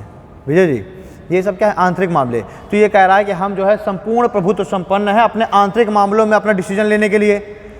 कोई भी हमसे बाहरी देश ये नहीं कह सकता कि आप पेट्रोल की कीमत इतनी रख लीजिए, कि आप जो है क्या कर दीजिए, किसान का जो ये अभी जो किसान बिल वाला जो चल रहा था, एग्रीकल्चर वाले जो चल रहे थे, कोई भी देश ने कहा क्या कि आप इनकी मांगे मान लीजिए? किसी भी देश ने कहा? अच्छा, कोई भी देश कह भी नहीं सकता था, क्योंकि उसमें वही देश के साथ समस्या हो जाती। समझ रहे ना, इकोनॉमी में, इकोनॉमी का भी एक बहुत बड़ा टर्म था, उसमें बहुत बड़ा खेल था। अगर मान लीजिए कोई, हम तो इस इंतज़ार में बैठे थे कि हमसे जो है बड़े बड़े देश हमसे कह दें कि आप जो है इनकी किसानों की मांग क्यों नहीं मान ले रहे। हम तो तुरंत मान लेते, हम बैठे थे मानने के लिए, लेकिन समस्या कैसे, अगर हम मान लेते तो दूसरे देश जो है चढ़ जाते हमारे ऊपर। समझ रहे क्यों, कारण क्या है इसका? अगर हम वो एग्रीकल्चर बिल अगर पास कर देते, कृषि कानून, तो उसमें क्या हो जाता, वो तो मांग कर रहे थे सब्सिडी की ना, हम उनको सब्सिडी देने के लिए हम बिल्कुल से रिटर्न में देते कि हम आपको सब्सिडी देंगे, और जब हम सब्सिडी देंगे तो उन किसानों की जो क्या है लागत कम हो गई, और लागत कम हो गई तो इंटरनेशनल मार्केट में क्या कर देंगे, वो कम कीमत पर माल बेच देंगे। नहीं बात समझ में आ रही? तो भैया अगर हमने सब्सिडी दे दी किसानों को कि हम आपका 2000 रुपये में ख़रीद रहे हैं, तो किसान क्या करेगा, किसान तो बिल्कुल से फ्री हो गया ना, टेंशन फ्री हो गया। अब वो क्या करेगा, वो तो बिल्कुल, उसको तो अब टेंशन खत्म। अब वो क्या करेगा, इंटरनेशनल मार्केट में उस प्रोडक्ट को क्या कर देगा, कम कीमत में बेच देगा। तो अदर जो देशों के प्रोडक्ट हैं उनसे हमारी कीमत हो जाएगी कम। हमारे जो प्रोडक्ट, हमारे किसानों के प्रोडक्ट हैं, तो इंटरनेशनल मार्केट में किसका फिर प्रोडक्ट ज़्यादा बिकने लगेगा, हमारा। भाई खरीदार तो वही खरीदेगा ना जो कम कीमत पर मिलेगा, जो सस्ता होगा। तो इसीलिए सारे देश चुप्पे बैठे देखते रहे, केवल किसी ने भी स्टेटमेंट दिया कि आप मान लीजिए इनकी मांगे।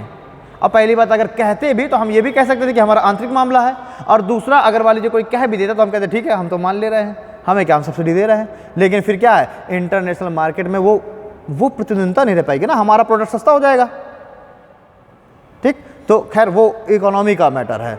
यहाँ पर क्या है, आंतरिक मामलों में कोई हमको कुछ भी कह नहीं सकता, हमारी जो इच्छा हम करेंगे। साथ ही साथ जो बाह्य मामले हैं, जो बाहरी जो मामले हैं, उन पर भी हम डिसीजन लेने के लिए स्वतंत्र हैं। जैसे कि किस देश के साथ हमको मित्रता रखनी है, किस देश के साथ हमको शत्रुता रखनी है, ठीक है, किस देश के साथ हमको संधि करनी है, किसके साथ संधि नहीं करनी है, हमको संधि तोड़ देनी है। ठीक है, किसके साथ हम, किस देश के जो है, अगर हम कहें राजनयिकों को हमको एंट्री देना है, कहाँ के नागरिकों को हमको एंट्री देना है। ठीक है, युद्ध किस देश के साथ शुरू करना है और कब किस देश के साथ युद्ध समाप्त करना है, तो इसके लिए कोई दूसरा देश हमको कह सकता है क्या?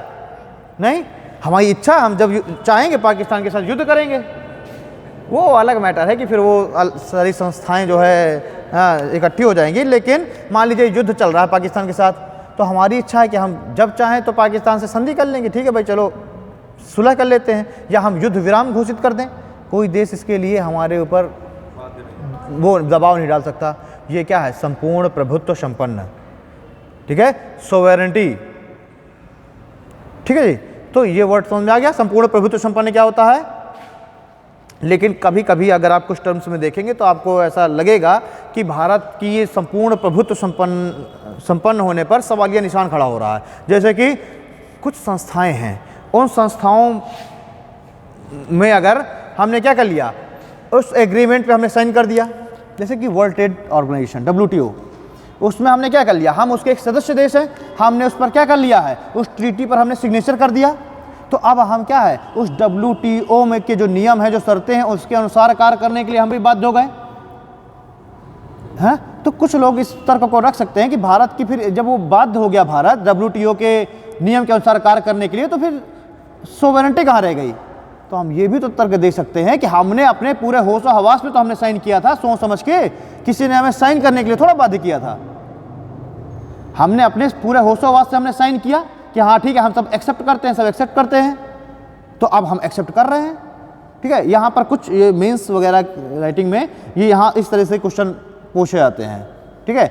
अब जैसे कि चाइनीज़ ऐप बैन हुए, चाइनीज़ लगभग 50-60 ऐप बैन कर दिए गए, ठीक है। हमारा वो आंतरिक मामला हमने बैन कर दिया, लेकिन जो चाइना का जो ग्लोबल टाइम्स है, वो क्या है, चाइना का एक वो है ना, उसके मतलब उसके शब्द, भाई चाइना, हम सभी जानते हैं कि ग्लोबल टाइम में जो छपेगा वो चाइना की सरकार के ही शब्द होंगे, क्योंकि चाइना में तो प्रेस को स्वतंत्रता ही नहीं है ना कि उसका जो मन करे छाप ले।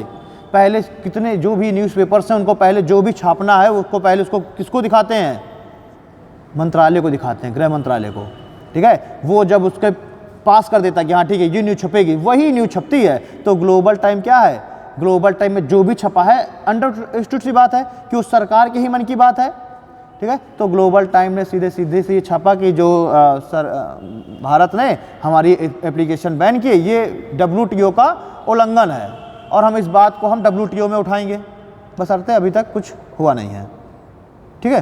तो ये कुछ अच्छा, बहुत लोग कहते हैं कि चाइना के सारे प्रोडक्ट को बैन कर दो, चाइना से कुछ भी व्यापार ना रखो, तो क्या ये संभव है?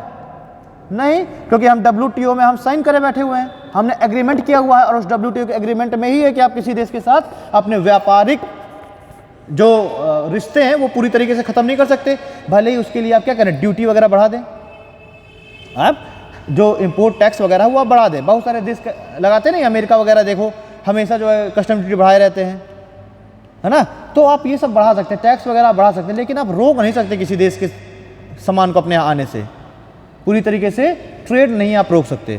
तो बहुत सारे लोग कहते हैं ना चाइना का प्रोडक्ट पूरी तरीके से बैन कर दो, तो कर ही नहीं सकते ना, संभव नहीं है, क्योंकि भाई हम ट्रीटी में, उस एग्रीमेंट में हम साइन करे बैठे हुए हैं, उस ट्रीटी में।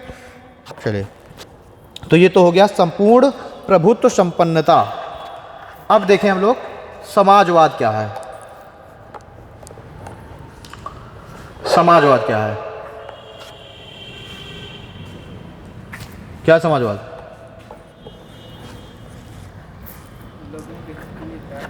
हाँ, समाज के हिस्से के बारे में क्या करेंगे? हाँ, सीधी सी बात है, इसका वर्ड ही है कि समाज को ध्यान में रखते हुए कार्य करना। इसका सीधा सा फंडा क्या है, समाज के हित को ध्यान में रखते हुए कार्य करना। अच्छा, एक जो है विद्वान आए कार्ल मार्क्स, उन्होंने क्या दिया, मार्क्सवाद, उन्हीं से क्या चर्चित है, मार्क्सवाद। उसी वही मार्क्सवाद को हम कुछ कह सकते हैं साम्यवाद, वैसी ही अवधारणा है साम्यवाद, ठीक है। मार्क्सवाद की जो ये अवधारणा है वो क्या है, कार्ल मार्क्स ने क्या बोला था, कार्ल मार्क्स ने क्या बोला था? अरे कार्ल मार्क्स ने बोला था कि जितने भी ये उत्पादन के साधन हैं, इन उत्पादन के साधनों पर किसका कब्जा होना चाहिए, किसका नियंत्रण होना चाहिए, जनता का, सर्वहारा वर्ग का। यानी कि सरकार को ऐसा करना चाहिए कि सरकार पूंजीपतियों से, इंडस्ट्रियलिस्ट से, जमींदारों से जमीन, इंडस्ट्री छीन करके किसको बांट दे? आम लोगों में बांट दे, मजदूरों में बांट दे। कार्ल मार्क्स ने कहा कि भैया इस तरह का साम्यवाद लाने के लिए, इस तरह की इक्वलिटी लाने के लिए हिंसा का भी सहारा लेना जायज़ है। ठीक है, हिंसा का भी सहारा लिया जा सकता है, क्रांति भी की जा सकती है। ठीक है, मतलब जैसे भी हो, लेकिन ये चीज़ इक्वलिटी लाना जरूरी है। कार्ल मार्क्स का कहना था कि इसके लिए क्या करें? मजदूरों को चाहिए कि वो जाएं और जमींदारों के ऊपर हमला बोलें, इंडस्ट्रियलिस्ट को लूटें। यानी उसने सब, कार्ल मार्क्स ने क्या किया? जायज़ ठहराया। साम्यवाद में क्या थोड़ा सा ज़्यादा एक्सट्रीम लेवल पे चला जाता है साम्यवाद। ठीक है, कि इक्वलिटी लानी है, क्या जैसे लाए, हिंसा के थ्रू लाए, क्रांति के थ्रू लाए। अगर मार रहे हैं तो मारें। तो हमने क्या किया? हमने इक्वलिटी तो अपनाई, लेकिन क्या हमने ऐसी इक्वलिटी अपनाई? साम्यवाद, मार्क्सवाद को हमने अपनाया? नहीं अपनाया। हमने भले ही इक्वलिटी अपनाई, लेकिन हमने ऐसी इक्वलिटी नहीं अपनाई। इस तरीके से हम समानता नहीं ला रहे हैं। ठीक है, दूसरा एक होता है लोकतांत्रिक समानता। अच्छा, इसी का थोड़ा सा मार्क्सवाद से ही प्रेरित हुआ चाइना में क्या? माओवाद। मार्क्सवाद से ही क्या प्रेरित हुआ? चाइना में माओवाद। माओवाद जो है, इस माओवाद के मैं कहूँ कि प्रणेता कौन है, फाउंडर कौन है? माओ जेडोंग। माओ जेडोंग चाइना का जो है बिल्कुल पिता तो वही कहा जाता है ना, माओ जेडोंग को। वो और थोड़ा सा एक्सट्रीम लेवल पर गए। उसी का प्रभाव आज का हमें भारत में दिख रहा है। अभी कल परसों की एक न्यूज़ थी, ठीक है, गढ़चिरौली जो पूरा नक्सलवादी प्रभावित क्षेत्र है। ठीक है, अभी उसमें जो है बहुत सारे माओवादी मारे गए हैं।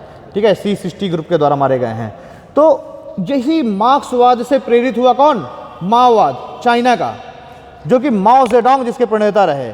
ठीक है, मार्क्स, ये जो माओवाद है वो तो और एक्सट्रीम रहा।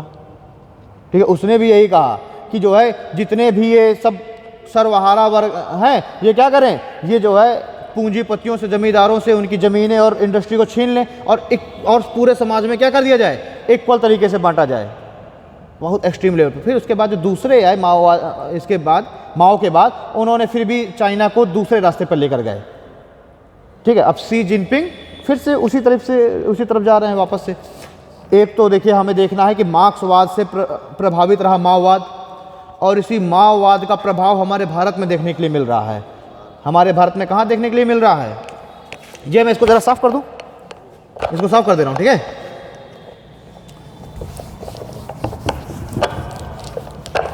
अब हमारा यहाँ से थोड़ा सा हमारा सब्जेक्ट स्टार्ट होता है ज्योग्राफी।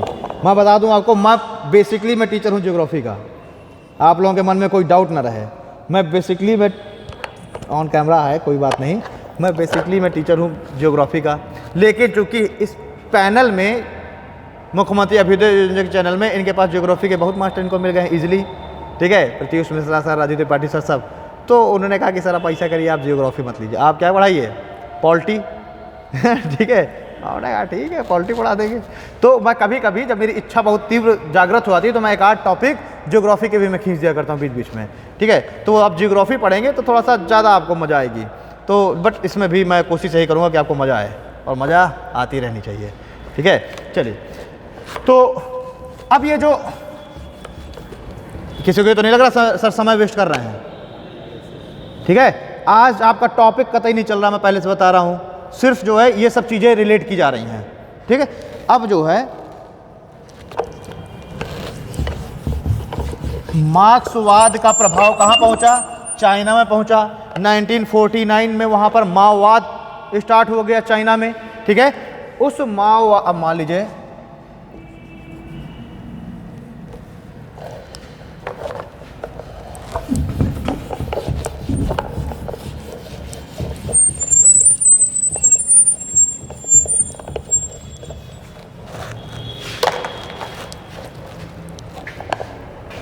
एक मार्कर कहाँ चला गया?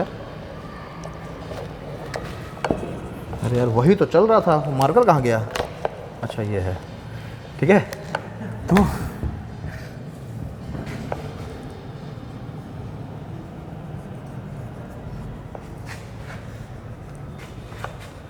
ये क्या है? अपना नॉर्थ ईस्ट वाला क्षेत्र है, साथ ही साथ अपना क्या है, पूर्व वाला क्षेत्र है, और ये थोड़ा सा इधर का अगर हम देखें इस तरीके से,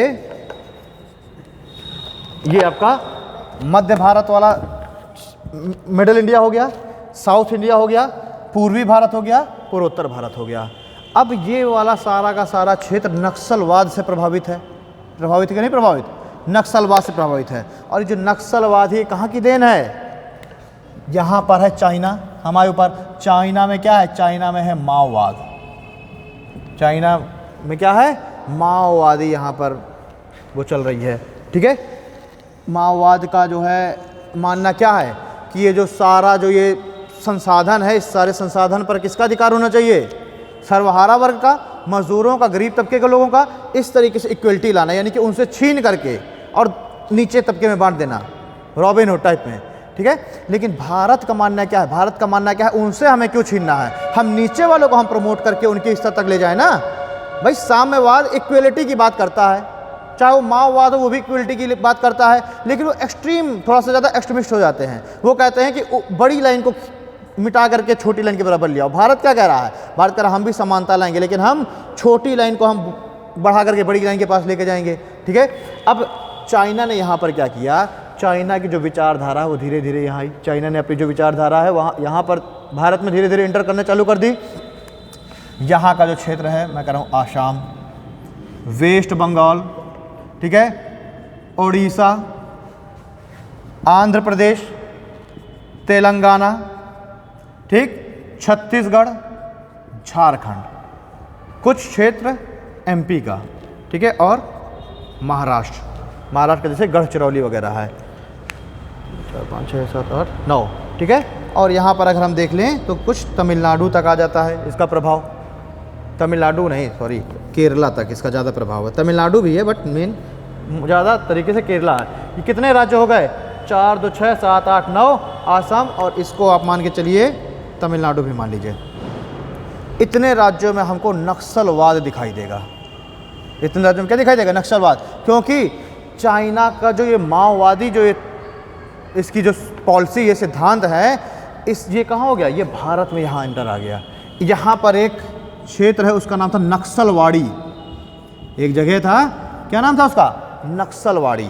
यहाँ के लोगों को जो माओवादी सोच वाले हैं, इन्होंने क्या कहना चालू किया कि भारत की सरकार आपकी जो ज़मीनें हैं उनका क्या कर रही है? अधिग्रहण कर रही है। और अधिग्रहण करके किसको दे रही है? पूंजीपतियों को दे रही है, ठीक है। तो अब ये माओवाद से चूंकि ये पूरी तरीके से प्रेरित हो चुके, तो इन्होंने क्या कर दिया? जब भी अगर सरकार यहाँ पर अधिग्रहण की बात करती है तो ये लोग क्या करते हैं? विरोध करते हैं।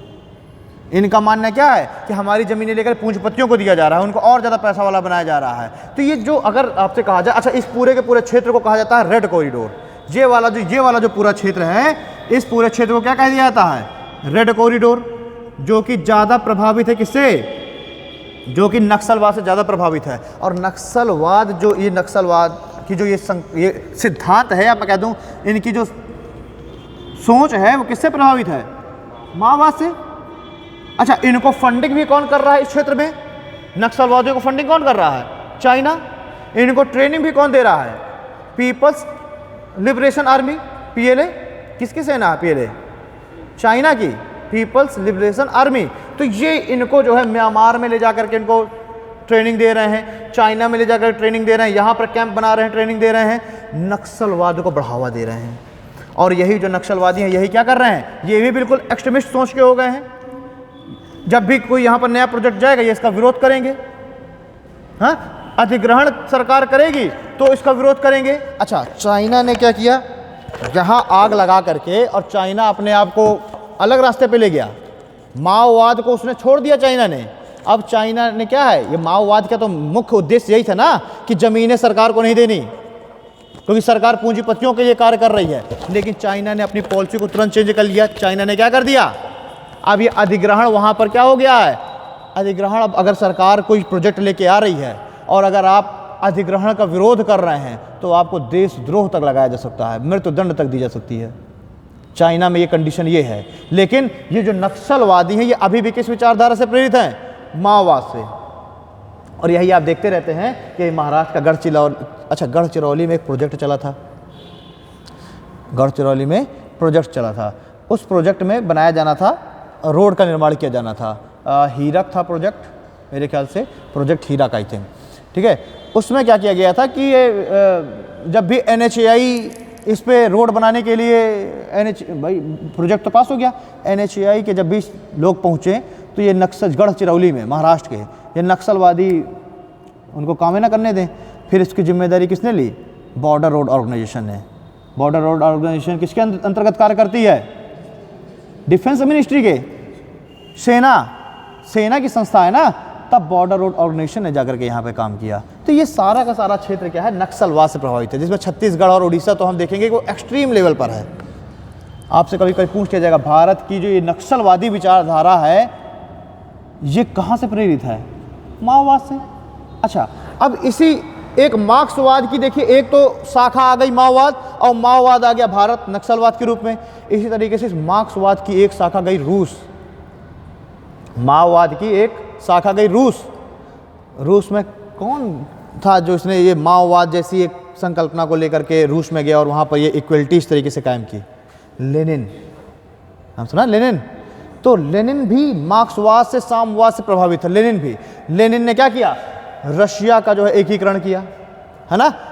वहाँ पर जबरदस्ती क्या किए गए कि जो पूंजीपतियों की जो संपत्ति थी उस पर सरकार का अधिग्रहण या तो हुआ, या फिर उसको क्या कर लिया गया? आम जनता में बांटा गया। अभी भी अगर आप रशिया देखें तो रशिया में अभी भी जो भी वहाँ की मुख्य बड़ी कंपनियाँ हैं वो सब किसके स्वामित्व में है? सरकार के स्वामित्व में। जैसे हमारे यहाँ अडानी अंबानी वगैरह हैं, वहाँ पर आपको इस तरह के इंडस्ट्रीज नहीं मिलेंगे। नहीं बात समझ में आ रही? वहाँ पर इन सब पे कब्जा किसका है? सरकार का अधिग्रहण है। बात समझ आई? तो ये अगर आपसे इस तरह से पूछा जा सकता है कि बताइए रूस की जो क्रांति थी वो किससे प्रभावित रही? कब हुई थी रूस की क्रांति? हाँ, 1917 में। तो रूस की क्रांति किससे प्रभावित रही? आगे का मार्क्सवाद से वो भी तो प्रभावित रही, मार्क्सवाद की ही विचारधारा, साम्यवाद से, ठीक है। माओवाद वो भी, लेकिन हमने क्या किया?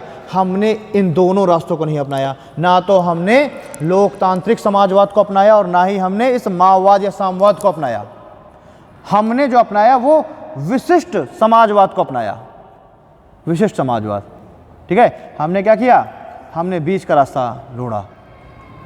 हमने क्या किया? बीच का रास्ता ढूंढा। हमने कहा ठीक है, पूंजीपति भी रहेंगे, यानी कि हम कैपिटलिस्ट और सोशलिस्ट इन दोनों के बीच में हमने अपने आप को रखा।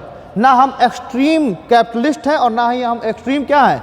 सोशलिस्ट हैं। मतलब कि सरकार के भी नियंत्रण में रहेंगी चीज़ें और पूंजीपतियों के भी नियंत्रण में रहेंगी, है ना। लेकिन हम क्या प्रयास करेंगे? हम जो निचला तबका है हम उसको ऊपर उठाने का प्रयास करेंगे और इस तरीके से हम इक्वलिटी लेके आएंगे, ठीक है। तो अच्छा, ये तो साफ ही हो गया। तो वो जो समाजवाद जो वर्ड था वो समझ में आया कि क्या है? क्या ना हम मार्क्सवाद से प्रभावित हैं, ना हम साम्यवाद से प्रभावित हैं, ना हम पूंजीवाद से प्रभावित हैं। अमेरिका क्या है? अमेरिका कैपिटलिस्ट है, एक्सट्रीम कैपिटलिस्ट है। रशिया साम्यवादी है, एक्सट्रीम सोशलिस्ट है रशिया। और हम क्या हैं? हम बीच की कड़ी हैं, हम विशिष्ट समाजवादी हैं। हमने बीच का रास्ता, कैपिटलिस्ट भी हैं हम, सोशलिस्ट भी हैं हम, बीच का रास्ता हम लेकर के चल रहे हैं, ठीक है। 2 वर्ड हो गए क्लियर। 2 मिनट का थोड़ा सा रेस्ट ले लो तुम लोग, फिर हम लोग थोड़ा सा पढ़ते हैं। किसके ऊपर से बिल्कुल बाउंस जा रही हैं चीजें?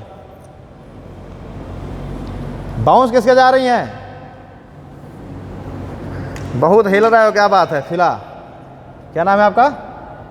अमित, अर्पित, बहुत हिल रहे हो, क्या बात है? अच्छा, 1.5 घंटे की 2 क्लासेस थोड़ा ज़्यादा हो जाती हैं क्या? हो जाती हैं?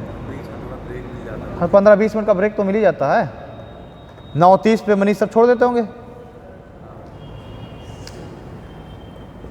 अच्छा, मैंने जैसे आपको कल बताया कि रिव्यू फॉर्म भरवाए जाएंगे, पिछले बार ही भरवाए गए हैं। तो उस रिव्यू फॉर्म में आप लोगों को जो भी अपनी बातें हैं उस रिव्यू फॉर्म में आपको करनी है, ठीक है। चलिए, अब उस रिव्यू फॉर्म ऐसा नहीं था, बेकार मास्टर हटाओ इसको तुरंत, तो थोड़ा सा मतलब उसमें ऐसे लिखा होगा ना, उत्तम, अति उत्तम, मध्यम, ठीक है तो उसमें टिक मारना है। अरे एक जो है घटना पिछले बार घट गई ना, नीट की क्लास में एक कोई लगाई गई थी, सपना में जरा कोई एक लगाई गई थी उनकी क्लास, मेरे ख्याल से महिला डिग्री कॉलेज की थी। तो उसमें जो है बच्चों ने सीधे सीधे 3-4 बच्चों ने डायरेक्ट चीज़ें लिखा, बेकार है बिल्कुल, तत्काल हटाओ इनको तो रिव्यू फॉर्म नीचे गए, बाकी सब तो कम से कम टिक मारे थे, उत्तम, अति उत्तम, मध्यम, उसमें तत्काल हटाओ। अरे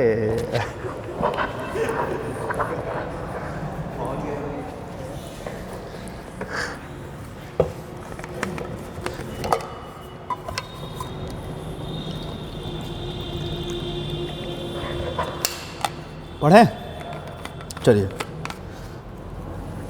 अगला वर्ड क्या है? पंथ निरपेक्ष। हमने धर्म निरपेक्ष वर्ड को हमने अडॉप्ट किया है कि पंथ निरपेक्ष को? पंथ निरपेक्ष को, ठीक है। मतलब कि पंथ निरपेक्ष का मतलब क्या है? हम सेकुलर हैं, यानी हम किसी भी धर्म को हम क्या कर रहे हैं? प्रमोट नहीं करेंगे। हम हर एक धर्म की क्या करेंगे? रक्षा करेंगे। हर एक धर्म को हम अपना क्या करेंगे? अपना संरक्षण देंगे। हर एक धर्म को हम अपना संरक्षण देंगे, हर एक धर्म की हम इज्जत करेंगे, लेकिन किसी भी धर्म को हम प्रमोट नहीं करेंगे। ये क्या होता है? ये है पंथ निरपेक्ष। यानी भारत का क्या कोई धर्म है? नहीं, भारत सेकुलर कंट्री है, ठीक है। भारत सेकुलर कंट्री है क्योंकि भारत का अपना कोई धर्म नहीं है। भारत कहता है हम हर एक धर्म को मानेंगे, हाँ, हर एक धर्म के रहने वाले लोगों का बराबर अधिकार है भारत में। यही तो है ना पंथ निरपेक्ष, ठीक है। यानी भारत का अपना कोई धर्म नहीं है, भारत हर एक धर्म को क्या करेगा? प्रमोट करेगा और किसी भी धर्म को वो बढ़ावा नहीं देगा। अरे हाँ, मतलब संरक्षण, ठीक है। तो संरक्षण देगा लेकिन उसको प्रमोट नहीं करेगा, ठीक है। चलिए पंथ निरपेक्ष, इसमें और ज़्यादा कुछ समझने लायक मुझे नहीं लग रहा, ठीक है। ये ठीक है। अगला वर्ड क्या है? लोकतांत्रिक। लोकतांत्रिक का मतलब क्या होता है? डेमोक्रेटिक। लोकतांत्रिक मतलब डेमोक्रेटिक, डेमोक्रेसी। डेमोक्रेसी मीन्स लोकतंत्र। लोकतंत्र मतलब डेमोक्रेसी, ठीक है। इस डेमोक्रेसी, जो ये डेमोक्रेसी है, ये दो लैटिन वर्ड डेमो और क्रेटस से बना है, ठीक है। डेमो और क्रेटस से बना है, दोनों लैटिन वर्ड हैं, ठीक है। इसका मतलब क्या होता है? जनता। और क्रेटस मीन्स क्या होता है? शासन। डेमोक्रेटस से क्या बना है? डेमोक्रेसी। भारत क्या है? एक डेमोक्रेटिक कंट्री है, यानी कि इस पे जो शासन है किसका है? जनता का। पढ़े होंगे ना, वो चर्चित लाइन है कि भारत में क्या है? जनता का, जनता के द्वारा जनता के लिए शासन, है ना। यानी कि जनता ही क्या कर रही है? शासन कर रही है। किसके ऊपर? जनता के ऊपर। मतलब जनता के द्वारा शासन हो रहा है। और किस पर शासन हो रहा है? जनता पर शासन हो रहा है। तो जनता के द्वारा जनता के लिए शासन किसकी अवधारणा है? लोकतंत्र की। यही तो डेमोक्रेसी का डिफिनीशन है, और क्या है, ठीक है। अब ये डेमोक्रेसी भी दो तरीके का होता है। डेमोक्रेसी में भी क्या होगा? लोकतंत्र भी दो तरीके का होगा। कौन कौन सा लोकतंत्र? डायरेक्ट और इनडायरेक्ट, यही तो है। प्रत्यक्ष लोकतंत्र और अप्रत्यक्ष लोकतंत्र। तो ये जो डेमोक्रेसी है वो भी क्या है? उसको भी हम दो तरीके से देख सकते हैं, प्रत्यक्ष लोकतंत्र और अप्रत्यक्ष लोकतंत्र। हमने किसको अपनाया है? हैं? हमने दोनों को अपनाया है। हमने प्रत्यक्ष भी अपनाया, अप्रत्यक्ष भी अपनाया। जैसे कि अप्रत्यक्ष लोकतंत्र का एग्जांपल बताइए। अप्रत्यक्ष लोकतंत्र का राष्ट्रपति का चुनाव क्या है? इनडायरेक्ट इलेक्शन हो रहा है ना उसका, यानी कि हमने चुने अपने प्रतिनिधि, तो वो तो क्या हो गया? डायरेक्ट हो गया। अब प्रतिनिधियों ने जाकर के, भाई हमने हर राज्य में विधायक चुने, फिर हमने एमपी चुने और ये एमपी और विधायक क्या कर रहे हैं, जाकर के राष्ट्रपति को चुन रहे हैं। यानी कि हमने उन विधायक और सांसदों को हमने अथॉरिटी दे दी कि आप हमारे बल दी जाकर के किसको चुन लीजिए, राष्ट्रपति को चुन लीजिए। हाँ ठीक है, मतलब अब वो तो सब अब राष्ट्रपति के कंपैरिजन में तो सब छोटी बातें हैं ना। तो राष्ट्रपति का चुनाव क्या है, अप्रत्यक्ष चुनाव है। तो हमने क्या किया, इनडायरेक्ट को भी चुना, अप्रत्यक्ष लोकतंत्र को भी चुना, यानी कि प्रतिनिधि के द्वारा शासन। ठीक है, आप पंडित जी मुझसे कहते हैं कि सर आप मेरे बल्दी जाकर के जो है कोई निर्णय ले लीजिए, इनको किसी की शिकायत करनी है तो क्या कहें, मुझे अथॉरिटी दे देंगे। तो क्या कर दिया, मैं प्रतिनिधि हूं इनका। एडवोकेट क्या होता है, प्रतिनिधि तो है एडवोकेट। अधिवक्ता यानी कि आपने उसको अधिकार दे दिया है अपनी तरफ से अपना वक्तव्य रखने का, वही तो होता है एडवोकेट। मैं एडवोकेट भी हूँ, ठीक है, एडवोकेट भी हूँ, बट उस तरह अभी प्रैक्टिस नहीं करता, बट हाँ थोड़ा बहुत कभी कभार, ठीक है, जब कभी मन कर गया।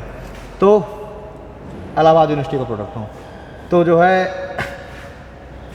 एडवोकेट अधिवक्ता, यानी कि आपने जो एडवोकेट है उसको क्या कर दिया, अपना जो है वक्तव्य रखने का अपने अधिकार दे दिया। और वो एडवोकेट क्या करेगा, जज के सामने आपको क्या करेगा, आपकी बातों को रखेगा। ठीक है, ठीक है, चलिए। वैसे ही आपने क्या किया, सांसद और विधायक को अपना प्रतिनिधि बना दिया और वो जाकर के इलेक्शन में भाग ले रहे हैं। तो हमने कैसी डेमोक्रेसी को अपना ली, हमने प्रत्यक्ष और अप्रत्यक्ष दोनों तरीके के डेमोक्रेसी। तो लोकतंत्र का मतलब क्या है, जनता के द्वारा सरकार को चुनना, यानी कि हर साल मतलब हर एक इंटरवल में नई सरकार चुनी जाए। अगर मान लीजिए हर इंटरवल में नई सरकार ना चुनी जाए, अच्छा एग्जांपल लो, चाइना कहता है कि हम डेमोक्रेटिक कंट्री हैं, लेकिन डेमोक्रेसी की मूल जो उसकी अवधारणा है या मूल उसका जो हम कहें कि उसका जो एक बैकबोन मैं कह दूं उसका जो, ठीक है, वो क्या है कि लोगों के पास अपनी सरकार चुनने के लिए विकल्प मौजूद हों। क्या है, एक से अधिक विकल्प मौजूद हों। हमारे देश में एक से अधिक विकल्प मौजूद है ना। कभी हम राष्ट्रीय मोर्चा की सरकार ले आते हैं, तो कभी कांग्रेस, तो कभी भाजपा, तो कभी जनता दल। ठीक है, तो हमारे पास एक से अधिक अवसर मौजूद है, एक से अधिक विकल्प मौजूद हैं। चाइना में क्या है, कम्युनिस्ट पार्टी, वही तो है, वही एक ही पार्टी है, वही चुनाव लड़ती है, वही सरकार बनाती है, लेकिन चुनाव होते हैं चुनाव। अरे और सोचो और रुको, हाँ वो तो तानाशाही है। वो क्या है, वो तानाशाही है। ये भी अलग अलग इसका प्रकार है, राजतंत्र, तानाशाही, सैन्य शासन, ये सब शासन के प्रकार हैं अलग अलग। ये सब अलग अलग शासन के प्रकार हैं। हम लोग प्रतिनिधित्व शासन को हम लोग फॉलो करते हैं। हमारे यहाँ कौन सा शासन है, प्रतिनिधित्व शासन। ठीक है, और भी शासन के कुछ प्रकार होते हैं, जैसे कि राजशाही, राजतंत्र। इसमें क्या होता है, राजतंत्र में राजा के द्वारा शासन, और ये क्या होता है, वंशानुगत होता है ना। ये वंशानुगत होगा, यानी कि राजा के बाद उसका पुत्र ही राजा बनेगा। तानाशाही क्या है, इसमें भी शक्ति के द्वारा शासन होता है, लेकिन ये क्या वंशानुगत होता है, जरूरी नहीं है। अरे अब जो है किम जोंग उन जो है बहुत है ठीक ठाक, अब इसका लड़का हो नहीं उतना जो है, वो तो जरूरी थोड़ा है कि तो जो तानाशाही है, तो ये तानाशाही वंशानुगत हो ऐसा जरूरी नहीं है। लेकिन हाँ, उत्तर कोरिया में चल रहा है, किम जोंग नाम उन, ठीक है, मतलब जो भी है, तो जो है वहाँ चल रहा है। लेकिन तानाशाही में जरूरी नहीं है कि तानाशाही में वंशानुगत ही शासन हो। अगला क्या होता है, जुंटा का शासन, यानी कि सैन्य शासन। जुंटा क्या होता है, जुंटा होता है सैन्य ग्रुप, सैन्य समूह को क्या कहते हैं, जुंटा। जुंटा का शासन यानी कि सैन्य शासन।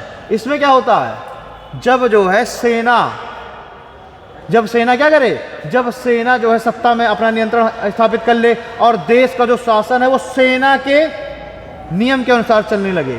सेना के कायदे कानून तो चाहे जौन सी देश हो, हर देश के सेना के कायदे कानून सख्त ही होते हैं। तो जब देश का कायदा कानून सेना के आधार पर चलने लगे, उसके सेना के कायदे कानूनों के आधार पर, तो सैन्य शासन हो जाएगा। हमने कौन सा शासन अपनाया है, हमने अपनाया है प्रतिनिधित्व शासन। मिश्रा जी जाने दो, ठीक है। तो हमने क्या अपनाया, हमने वो चले जाते हैं जो कल जा रहे थे तो बड़े बाबू कह रहे हैं कि जा रहे हैं क्या आज आप अकेले, मतलब उनको नहीं ले रहे, तो कह रहे हैं वो आज बहुत दिनों बाद क्लास पाया है तो 11:30 से पहले ना छोड़ेगा। तो कह रहा मैं चाह रहा हूँ वही हुआ 11:30 11:35 हम ऐसे ही क्लास छोड़ता हूँ, ठीक है। तो ये कुछ शासन के अलग अलग प्रकार है। देखो मैं कुछ और बताने वाला था और जो है इधर से तुमने जो है तानाशाही और राजतंत्र बोल दिया तो मैं भटक गया अपने टॉपिक से। मैं कुछ और बता रहा था, ठीक है। खैर, डेमोक्रेसी समझ गए क्या होता है। डेमोक्रेसी में हर नियमित अंतराल पर चुनाव होना चाहिए, पहली उसकी बाध्यता है, पहली कंडीशन है। हर नियमित अंतराल पर, समय अंतराल में क्या हो, चुनाव हो, लोगों के पास एक से अधिक विकल्प मौजूद हों, ठीक है। जनता क्या करे, आम चुनाव में भागीदारी करे, ये क्या होगा, डेमोक्रेसी। सभी के वोट का जो मूल्य है वो एक ही हो, बराबर वैल्यू। ऐसा नहीं है कि जो मेरे वोट की वैल्यू अलग है, आपके वोट की वैल्यू अलग हो। राष्ट्रपति की भी वोट की वैल्यू एक ही मानी जाएगी और एक जो बिल्कुल से अशिक्षित व्यक्ति है, गांव का व्यक्ति है, उसकी भी वोट की वैल्यू एक ही मानी जाएगी। ये किसकी कंडीशन है सब, डेमोक्रेसी, लोकतंत्र। अगला आ जाता है रिपब्लिक। रिपब्लिक को देख लेते हैं, उसके बाद क्लास को छोड़ते हैं। रिपब्लिक क्या होता है, गणतंत्र। गणतंत्र क्या होता है, इधर तुम दोनों लोग, गणतंत्र क्या होता है। एक चीज मैं और समझा दूं, मेरी क्लास में दरबार नहीं होगा मुझसे छोड़ के, ठीक है। पिछले बार का जो है एग्जाम्पल है, मैं उठा के बाहर सीधे कर देता हूं डायरेक्ट, अब कोई भी इंटर नहीं करा सकता, फिर ये मेरा रिकॉर्ड है। तो मैंने पिछले बार बहुत लोगों को बाहर किया है, अब फिर दोबारा आए नहीं कभी। तो मेरी क्लास में दरबार नहीं होगा, हंसना नहीं होगा। अगर हंसना है हंसो, लेकिन मुझे कारण बता के हंसो ताकि पूरी क्लास हंसे। मैं हंसने के लिए मना नहीं, अकेले अकेले हंसना गुनाह है, पाप है, ठीक है। तो अकेले नहीं हंसना, ना अकेले दरबार करना। दरबार करना है तो मुझसे कहो कि सर एक दरबार करना है, ठीक है। तो सीधी सी बात है, क्योंकि अगर मैं बता रहा हूं कहीं पे कुछ और अगर मेरी नज़र घूमी और कोई हंसता और दरबार करते मिल गया तो ट्रैक बिगड़ जाता है, समझ ना, मन दिमाग फिर वहां चला जाता है। तो अब आप बताइए रिपब्लिक क्या होता है, दोनों लोग खड़े हो गए तुरंत। गणतंत्र यानी रिपब्लिक, ग्रेजुएशन हो गया है, इंटर तो हो गया है, ग्रेजुएशन क्या कर रहे हो, बीए कर रहे हो, कौन सा सब्जेक्ट है, पॉलिटिकल साइंस है, और गणतंत्र नहीं पता है, ठीक है। कौन सा ईयर है, लास्ट ईयर है, तो फर्स्ट ईयर और सेकेंड ईयर के पेपर कैसे दिए थे पॉलिटिकल साइंस के। अच्छा, और सेकेंड ईयर तो कैसे दिए हो, तो फर्स्ट ईयर का रिजल्ट भी तो सेकेंड ईयर के बेस पर बना होगा, तो कैसे दिए हो, उसमें तो कुछ ना कुछ कभी तो राष्ट्रपति का जिक्र किया होगा पेपर में, पॉलिटिकल साइंस में। और राष्ट्रपति का पद क्या है, क्या क्या जो है प्रदर्शित करता है, क्या शो करता है ये राष्ट्रपति का जो पद है, कि भारत एक रिपब्लिक, भारत क्या है, भारत रिपब्लिक है, भारत गणतंत्र है। राष्ट्रपति का जो पद है ये क्या शो करता है, कि भारत जो है रिपब्लिक है। पंडित जी, मतलब कि जो राष्ट्राध्यक्ष है, जो देश का सर्वोच्च पद है, वो चुना जाए, उसका क्या हो, उसका चुनाव हो, तो क्या हो जाएगा, देश रिपब्लिक होगा, गणतंत्र होगा, है ना। जब सर्वोच्च पद क्या हो, अब वो मैटर नहीं करता कि वो वास्तविक कार्यपालिका है कि नाम मात्र की कार्यपालिका है, लेकिन सर्वोच्च पद तो है ना राष्ट्रपति। हमें अगर युद्ध चालू करना है, युद्ध बंद कराना है, कोई भी ट्रीटी एग्रीमेंट करना है, तो किसके साइन कर सकता है, अरे तुमको जो है किसी दूसरे देश से जाकर के कोई पुरस्कार प्राप्त करना है तो उसके लिए भी तुम्हें किससे परमिशन लेनी पड़ेगी, राष्ट्रपति से, है ना। तो सर्वोच्च पद किसका है, राष्ट्रपति। और ये क्या है, राष्ट्रपति जनता द्वारा चुना जाता है। यूनाइटेड किंगडम में अगर हम ले लें तो यूनाइटेड किंगडम में क्या कंडीशन है, वहां जो है राष्ट्रपति का पद है क्या, नहीं है, अभी भी क्राउन है, क्राउन ही तो है। हमने भले ही ये हमारी उससे मैच कर रही है, लेकिन हम पूरी तरीके से उस यूनाइटेड किंगडम जैसे नहीं है, क्योंकि यूनाइटेड किंगडम में भी क्राउन का पद है और वो सर्वोच्च पद वो माना जाता है, वो भी नाम मात्र की कार्यपालिका है। सारे जो है संधि समझौते, युद्ध विराम, युद्ध की शुरुआत सब किसके साइन से होते हैं, क्राउन के साइन से होते हैं। लेकिन वास्तविक कार्यपालिका कौन है, बोरिस जॉनसन प्राइम मिनिस्टर, वही हमारे साथ है। हमने क्या किया, हमने राष्ट्रपति का चुनाव कराया है, और उसके बाद उसको ये सब साइन इन करने के हमने वो दे दिया, पुरस्कार किसी को भी देना है, सम्मान करना है राष्ट्रपति। लेकिन वास्तविक कार्यपालिका कौन है? Prime minister. तो हम क्या हैं? हम सही मायने में गणतंत्र हैं कि नहीं है?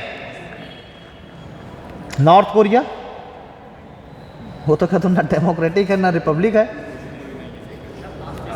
हैं? ऑस्ट्रेलिया क्या है? ऑस्ट्रेलिया अभी भी ब्रिटेन की महारानी को ही अपनी महारानी मानता है। ऑस्ट्रेलिया भैया, ऑस्ट्रेलिया मैं बताऊं ऑस्ट्रेलिया को, ऑस्ट्रेलिया में देखो क्वींसलैंड, विक्टोरिया, ये है ना उसके जो स्टेट्स हैं, ठीक है।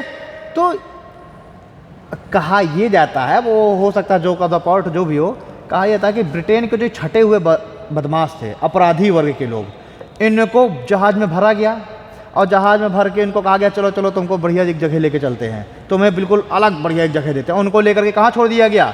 ऑस्ट्रेलिया। ऑस्ट्रेलिया आधे से ज़्यादा तो मरुस्थल है ऑस्ट्रेलिया, केवल उसका पूर्वी तट छोड़ दीजिए तो पूरा क्या है? ग्रेट विक्टोरिया पूरा क्या है? मरुस्थल है।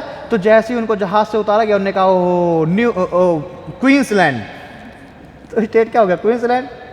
और नीचे आए फिर विक्टोरिया, ठीक है। तो ये मतलब अभी भी अगर हम देखें उस मैच कर, अगर हम थोड़ा सा देखें तो अभी भी हम देखते हैं कि जो ऑस्ट्रेलिया है वो अभी भी यूनाइटेड किंगडम के ही महारानी को तो अपनी महारानी मान रहा है, क्राउन, ठीक है। तो क्या उसको भी हम कहेंगे रिपब्लिक?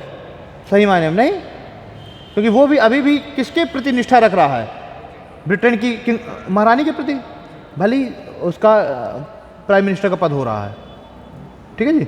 चलिए, तो हमने डेमोक्रेटिक समझ लिया, रिपब्लिक समझ लिया, पंथ निरपेक्ष समाजवाद समझ लिया, सोवरेनिटी समझ लिया, ठीक है।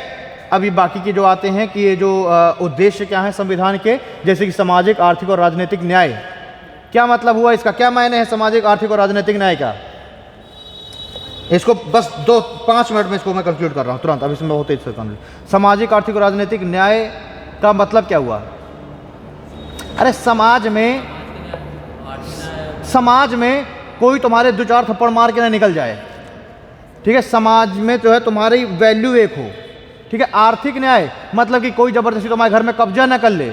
और राजनीतिक न्याय कि आपके वोट की वैल्यू इक्वल हो, आप जब चाहें वोट लड़ सकें जिस पद में चाहें। तो ये क्या हो गया? सामाजिक, आर्थिक और राजनीतिक न्याय, यही तो है, ठीक है। दूसरा, विचार, अभिव्यक्ति, विश्वास, धर्म और उपासना की स्वतंत्रता, तुम कुछ भी बोलने के लिए स्वतंत्र हो, ठीक है। आप कुछ भी बोलने के लिए स्वतंत्र। अब ये नहीं कि भारत तेरे टुकड़े होंगे 1000, ठीक है। आप मतलब अपनी बातों को रखने के लिए, विचार, अपने विचार रखने के लिए आप स्वतंत्र हैं, आपके मन में जो चल रहा है वो रखने के लिए स्वतंत्र हैं, ठीक है। अभिव्यक्ति, आप जो आप चाहें आप उसको क्या कर सकते हैं? आप एक्सप्रेस कर सकते हैं। अभिव्यक्ति का मतलब सिर्फ बोलना नहीं है, अभिव्यक्ति का मतलब इशारा करना। लेकिन एक बार बता दें, 10 सेकंड से ज़्यादा इशारा कर दोगे तो जेल भी हो जाती है। किसको? महिलाओं को, ठीक है। तो वो इशारा भी किस में आता है? अभिव्यक्ति की स्वतंत्रता में। पर इसका मतलब ही नहीं है कि आप अभिव्यक्ति की स्वतंत्रता का आप गलत इस्तेमाल करें। मतलब आपकी अभिव्यक्ति की स्वतंत्रता, आप बोल करके भी एक्सप्रेस कर सकते हैं, आप इशारों के द्वारा भी अपना अभिव्यक्ति की स्वतंत्रता का प्रयोग कर सकते हैं, आप चित्र बना के भी कर सकते हैं, आप गाना गा के भी कर सकते हैं, आप प्रदर्शन करके भी कर सकते हैं। रैली वगैरह तो निकालते हैं, वो क्या अभिव्यक्ति की स्वतंत्रता है ना। आप प्रसारण, टेलीविजन में आप कुछ प्रसारण कर रहे हैं, आप विज्ञापन दे करके भी कर सकते हैं अपने अभिव्यक्ति की स्वतंत्रता। आप मौन रह करके भी अभिव्यक्ति की स्वतंत्रता का प्रयोग कर सकते हैं, ठीक है। ये सब हम पढ़ेंगे जब मौलिक अधिकार को पढ़ेंगे, फंडामेंटल राइट्स को। तो विचार की स्वतंत्रता, कुछ भी विचार रखने, अभिव्यक्ति, ठीक है। विश्वास, विश्वास मतलब आप किसी भी धर्म पर विश्वास रख सकते हैं, ठीक है। किसी भी धर्म पर आप क्या रख सकते हैं? विश्वास रख सकते हैं। धर्म की स्वतंत्रता, आप अपना कोई भी धर्म मान सकते हैं, ठीक है। मैं कह रहा हूँ आप हिंदू धर्म के हैं, आप मुस्लिम धर्म पे अपनी आस्था रखिए, कोई दिक्कत नहीं है। कोई रोकेगा क्या आपको? देश में कोई रोक सकता है क्या कि आप मदरसा क्यों जा रहे हैं? आप जो है आप नमाज पढ़ने क्यों जा रहे हैं? जाइए फ्राइडे की नमाज पढ़िए, किसने मना किया आपको? धर्म आपका कोई भी हो, लेकिन आप क्या है?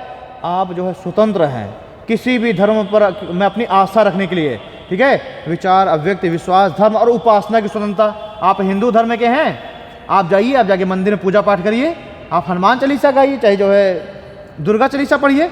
लेकिन अब इसका मतलब ये नहीं कि आप मतलब समाज में दूसरे लोगों को परेशान करके या दूसरे लोगों की, हाँ, और अपनी जो है आप कहें कि हमें ये स्वतंत्रता है, ये मौलिक अधिकार में पढ़ेंगे कि आपको स्वतंत्रता वहीं तक मिली है जहाँ तक आपकी नाक है, ठीक है, या फिर आपकी स्वतंत्रता का अधिकार वहीं तक पूरा हो सकता है जहाँ तक किसी दूसरे की स्वतंत्रता में खलल ना पड़े। तो हम कहो कि मैं हनुमान चालीसा सुबह 4 बजे से वो डीजे लगा के, मैं नहीं, वो नहीं गाना, वो बड़ा डीजे वाला गाना वो बड़ा बजा करता है, प्रभु राम बैठे हैं मेरे सीने में, गाना सुना है? कितना तेज म्यूजिक है उसका, 3 बार कितना तेज म्यूजिक है उसका, प्रभु राम बैठे हैं मेरे सीने में, जय श्री राम। तो अब आप 4 बजे से लगा के आप कहने लग जाओ, कह दो कि ये तो जो है मेरी उपासना का अधिकार है, मैं उपासना कर रहा हूँ इस तरीके से, तो वहाँ पर दूसरा व्यक्ति डिस्टर्ब हो रहा है। तो वो आपको जो ये उपासना का अधिकार मिला है वो आपको असीमित नहीं है, ध्यान देना, कोई भी स्वतंत्रता वो असीमित नहीं होगी, ठीक है। तो बहुत सारे लोग जो स्वतंत्रता का बहुत वो करते हैं कि हमारी स्वतंत्रता है, तो स्वतंत्रता आपकी असीमित नहीं है। अभी वो एक केस की हम लोगों ने बात किया था ना, कौन सा केस था, जो इलाहाबाद यूनिवर्सिटी की जो वाइस चांसलर हैं उन्होंने तुरंत डीएम एसडीएम सबको तुरंत लेटर लिख दिया था, और क्या किया गया था, माइक तुरंत हटा दिया गया था मस्जिद से, ठीक है। तो उसमें उसका क्या तर्क लिया गया, भाई उन्होंने तो कहा कि हमारी उपासना की स्वतंत्रता का अधिकार है, हम उपासना कर रहे हैं, वहां पर तर्क क्या दिया जा सकता है कि आप उपासना करिए, आप नमाज पढ़िए, किसी ने मना किया, लेकिन आपका धर्म तब से एग्जिस्ट कर रहा है, और ये जो नमाज है वो तब से एग्जिस्ट कर रही है जब इस माइक का इस आविष्कार ही नहीं हुआ था। तो क्या उस समय आप उपासना की स्वतंत्रता नहीं आपको मिली थी, आप उपासना नहीं कर पा रहे थे? तो अब ऐसा क्या होगा कि अब आप माइक लगा करके आप उपासना की स्वतंत्रता का प्रयोग कर रहे हैं, कहने का मतलब क्या, कि आपकी उपासना का अधिकार है आपको, लेकिन असीमित नहीं है, ठीक है। विचार, अभिव्यक्ति, विश्वास, धर्म, उपासना की स्वतंत्रता। अगला क्या है, अवसर एवं प्रतिष्ठा की क्षमता, आपको अवसर पर्याप्त मिले, ठीक है। अगर आप सरकारी नौकरी का फॉर्म भर रहे हैं तो आपको भी अवसर, अब उसमें ना कह देना सर जो है आरक्षण और रक्षण की बात ना करने लग जाना, वो एक अलग मैटर है, ठीक है। तो आपको अवसर की समानता क्या है, वो भी आपको संविधान देता है, आपको प्रतिष्ठा की समानता देता है। प्रतिष्ठा मतलब कि आपकी इज्जत उतनी है जितनी कि भारत के राष्ट्रपति की है। एक जोक नहीं आता कि मेरी भी इज्जत बिल्कुल भारत के राष्ट्रपति के बराबर है, दूसरा पूछता है कैसे, कहता वो मेरे घर नहीं आता, मैं उसके घर नहीं जाता। तो मतलब कि आपको भी, आपकी भी प्रतिष्ठा उतनी है जितनी कि किसी अधिकारी की है, जितनी कि भारत के प्रधानमंत्री की है, प्रतिष्ठा आपकी उतनी ही है। अवसर भी आपको सबके बराबर इक्वल मिले हुए हैं। तो ये क्या है, ये समानता है, और हमारा जो ये संविधान है ये सबके प्रतिष्ठा और अवसर की समानता की क्या करता है, देख रेख करता है, मतलब देखता है कि किसी के इस समानताओं में किसी के वो तो नहीं हो रहा, ठीक है, हाँ, संरक्षण करने की, ठीक है। अगला क्या है पॉइंट इसमें, प्रतिष्ठा समानता, और दिखाओ यार, कॉपी दो मुझे जल्दी से। अरे तो प्रतिष्ठा की तो हो गई ना बात, अब कितना प्रतिष्ठा करवाओगे, ठीक है। तो अवसर एवं प्रतिष्ठा की, हाँ, समानता, प्रतिष्ठा अवसर की समानता हो गई। प्राप्त कराने के लिए तथा उन सब में मतलब देश के नागरिकों में, तथा उन सब में व्यक्ति की गरिमा, भाई आपकी गरिमा, ठीक है। तो व्यक्ति की गरिमा एवं राष्ट्र की एकता और अखंडता। तो राष्ट्र की एकता और अखंडता मतलब कि ये भी हमारा संविधान ध्यान रखेगा कि कोई भी व्यक्ति हमारे राष्ट्र की एकता और अखंडता में तो कोई चोट नहीं पहुंचा रहा, कुठाराघात तो नहीं कर रहा, यानी कि देश क्या हो, देश अखंड रहना चाहिए, ठीक है। तो यूनिटी और अखंडता की बात करता है। सुनिश्चित करने वाली बंधुता बढ़ाने के लिए इसने कहा कि ये जो है तभी ये सब हो सकता है जब देश के सभी नागरिक आपस में क्या रहें, बंधुता की भावना के साथ रहें, ठीक है। यानी कि एक साथ एक दूसरे को भाई बहन मान करके चलें। मोदी जी कहते भी नहीं देश के भाई और बहनों, तो मतलब कि बंधुता की भावना बढ़ानी चाहिए। जब बंधुता की भावना बढ़ेगी तब देश क्या होगा, एकता और अखंडता उसकी सुनिश्चित होगी। भाई हिंदू मुस्लिम अगर आपस में लड़ते रहेंगे तो क्या देश की एकता और अखंडता सुनिश्चित हो पाएगी? नहीं, कभी ना कभी देश टूटेगा। नक्सलवादी वो जो है अलग अपना मांग कर रहे हैं। मणिपुर में अलग मांग चल रही है कि मणिपुर को अलग जो है देश बनाओ। वहाँ जो नागा कुछ ट्राइब्स हैं और जो कुकी ट्राइब्स हैं वो क्या कर रही हैं, वो मणिपुर को अलग देश बनवाने के लिए परेशान हैं। अभी 2-3 दिन पहले की वो भी न्यूज़ थी, वो असम में भी वो जो हाँ बोडोलैंड वगैरह की मांग चल रही है। तो ये सब अलग अलग, जब खालिस्तान अलग तो जब ये बंधुता की भावना नहीं रहेगी, ये समस्या कब है? जब बंधुता की भावना नहीं है ना। अगर बंधुता की भावना हो जाए, सब लोग, देश के सभी लोग ये मानने लग जाएं कि हम क्या है, आपस में हम एक ही देश के नागरिक हैं, आपस में हम भाई बहन हैं, ठीक है, तो क्या हो जाएगा, ये समस्या ही दूर हो जाएगी। कोई अलग देश की मांग ही नहीं करेगा। अलग देश की मांग तो तब होती है भाई, अलग घर की मांग तो तब होती है ना जब दो भाइयों के बीच में आपस में ना पटे, और जब दोनों भाइयों के बीच में आपस में बढ़िया पट रही होगी, बंधुता की भावना बहुत स्ट्रांग होगी तो घर का बंटवारा होगा क्या? नहीं होगा, ठीक है। तो एकता और अखंडता सुनिश्चित करने के लिए, ये बंधुता बढ़ाने के लिए हो गया, दृढ़ संकल्पित होकर के बिल्कुल से, हाँ। और ये संविधान सभा में एकत्रित होकर आज दिनांक इतने को वो लागू कर लेते हैं। तो हमारा क्या हो गया, प्रीएम्बल कंप्लीट हो गया। चलिए ठीक है, थैंक यू क्लास, मिलते हैं कल। ओके।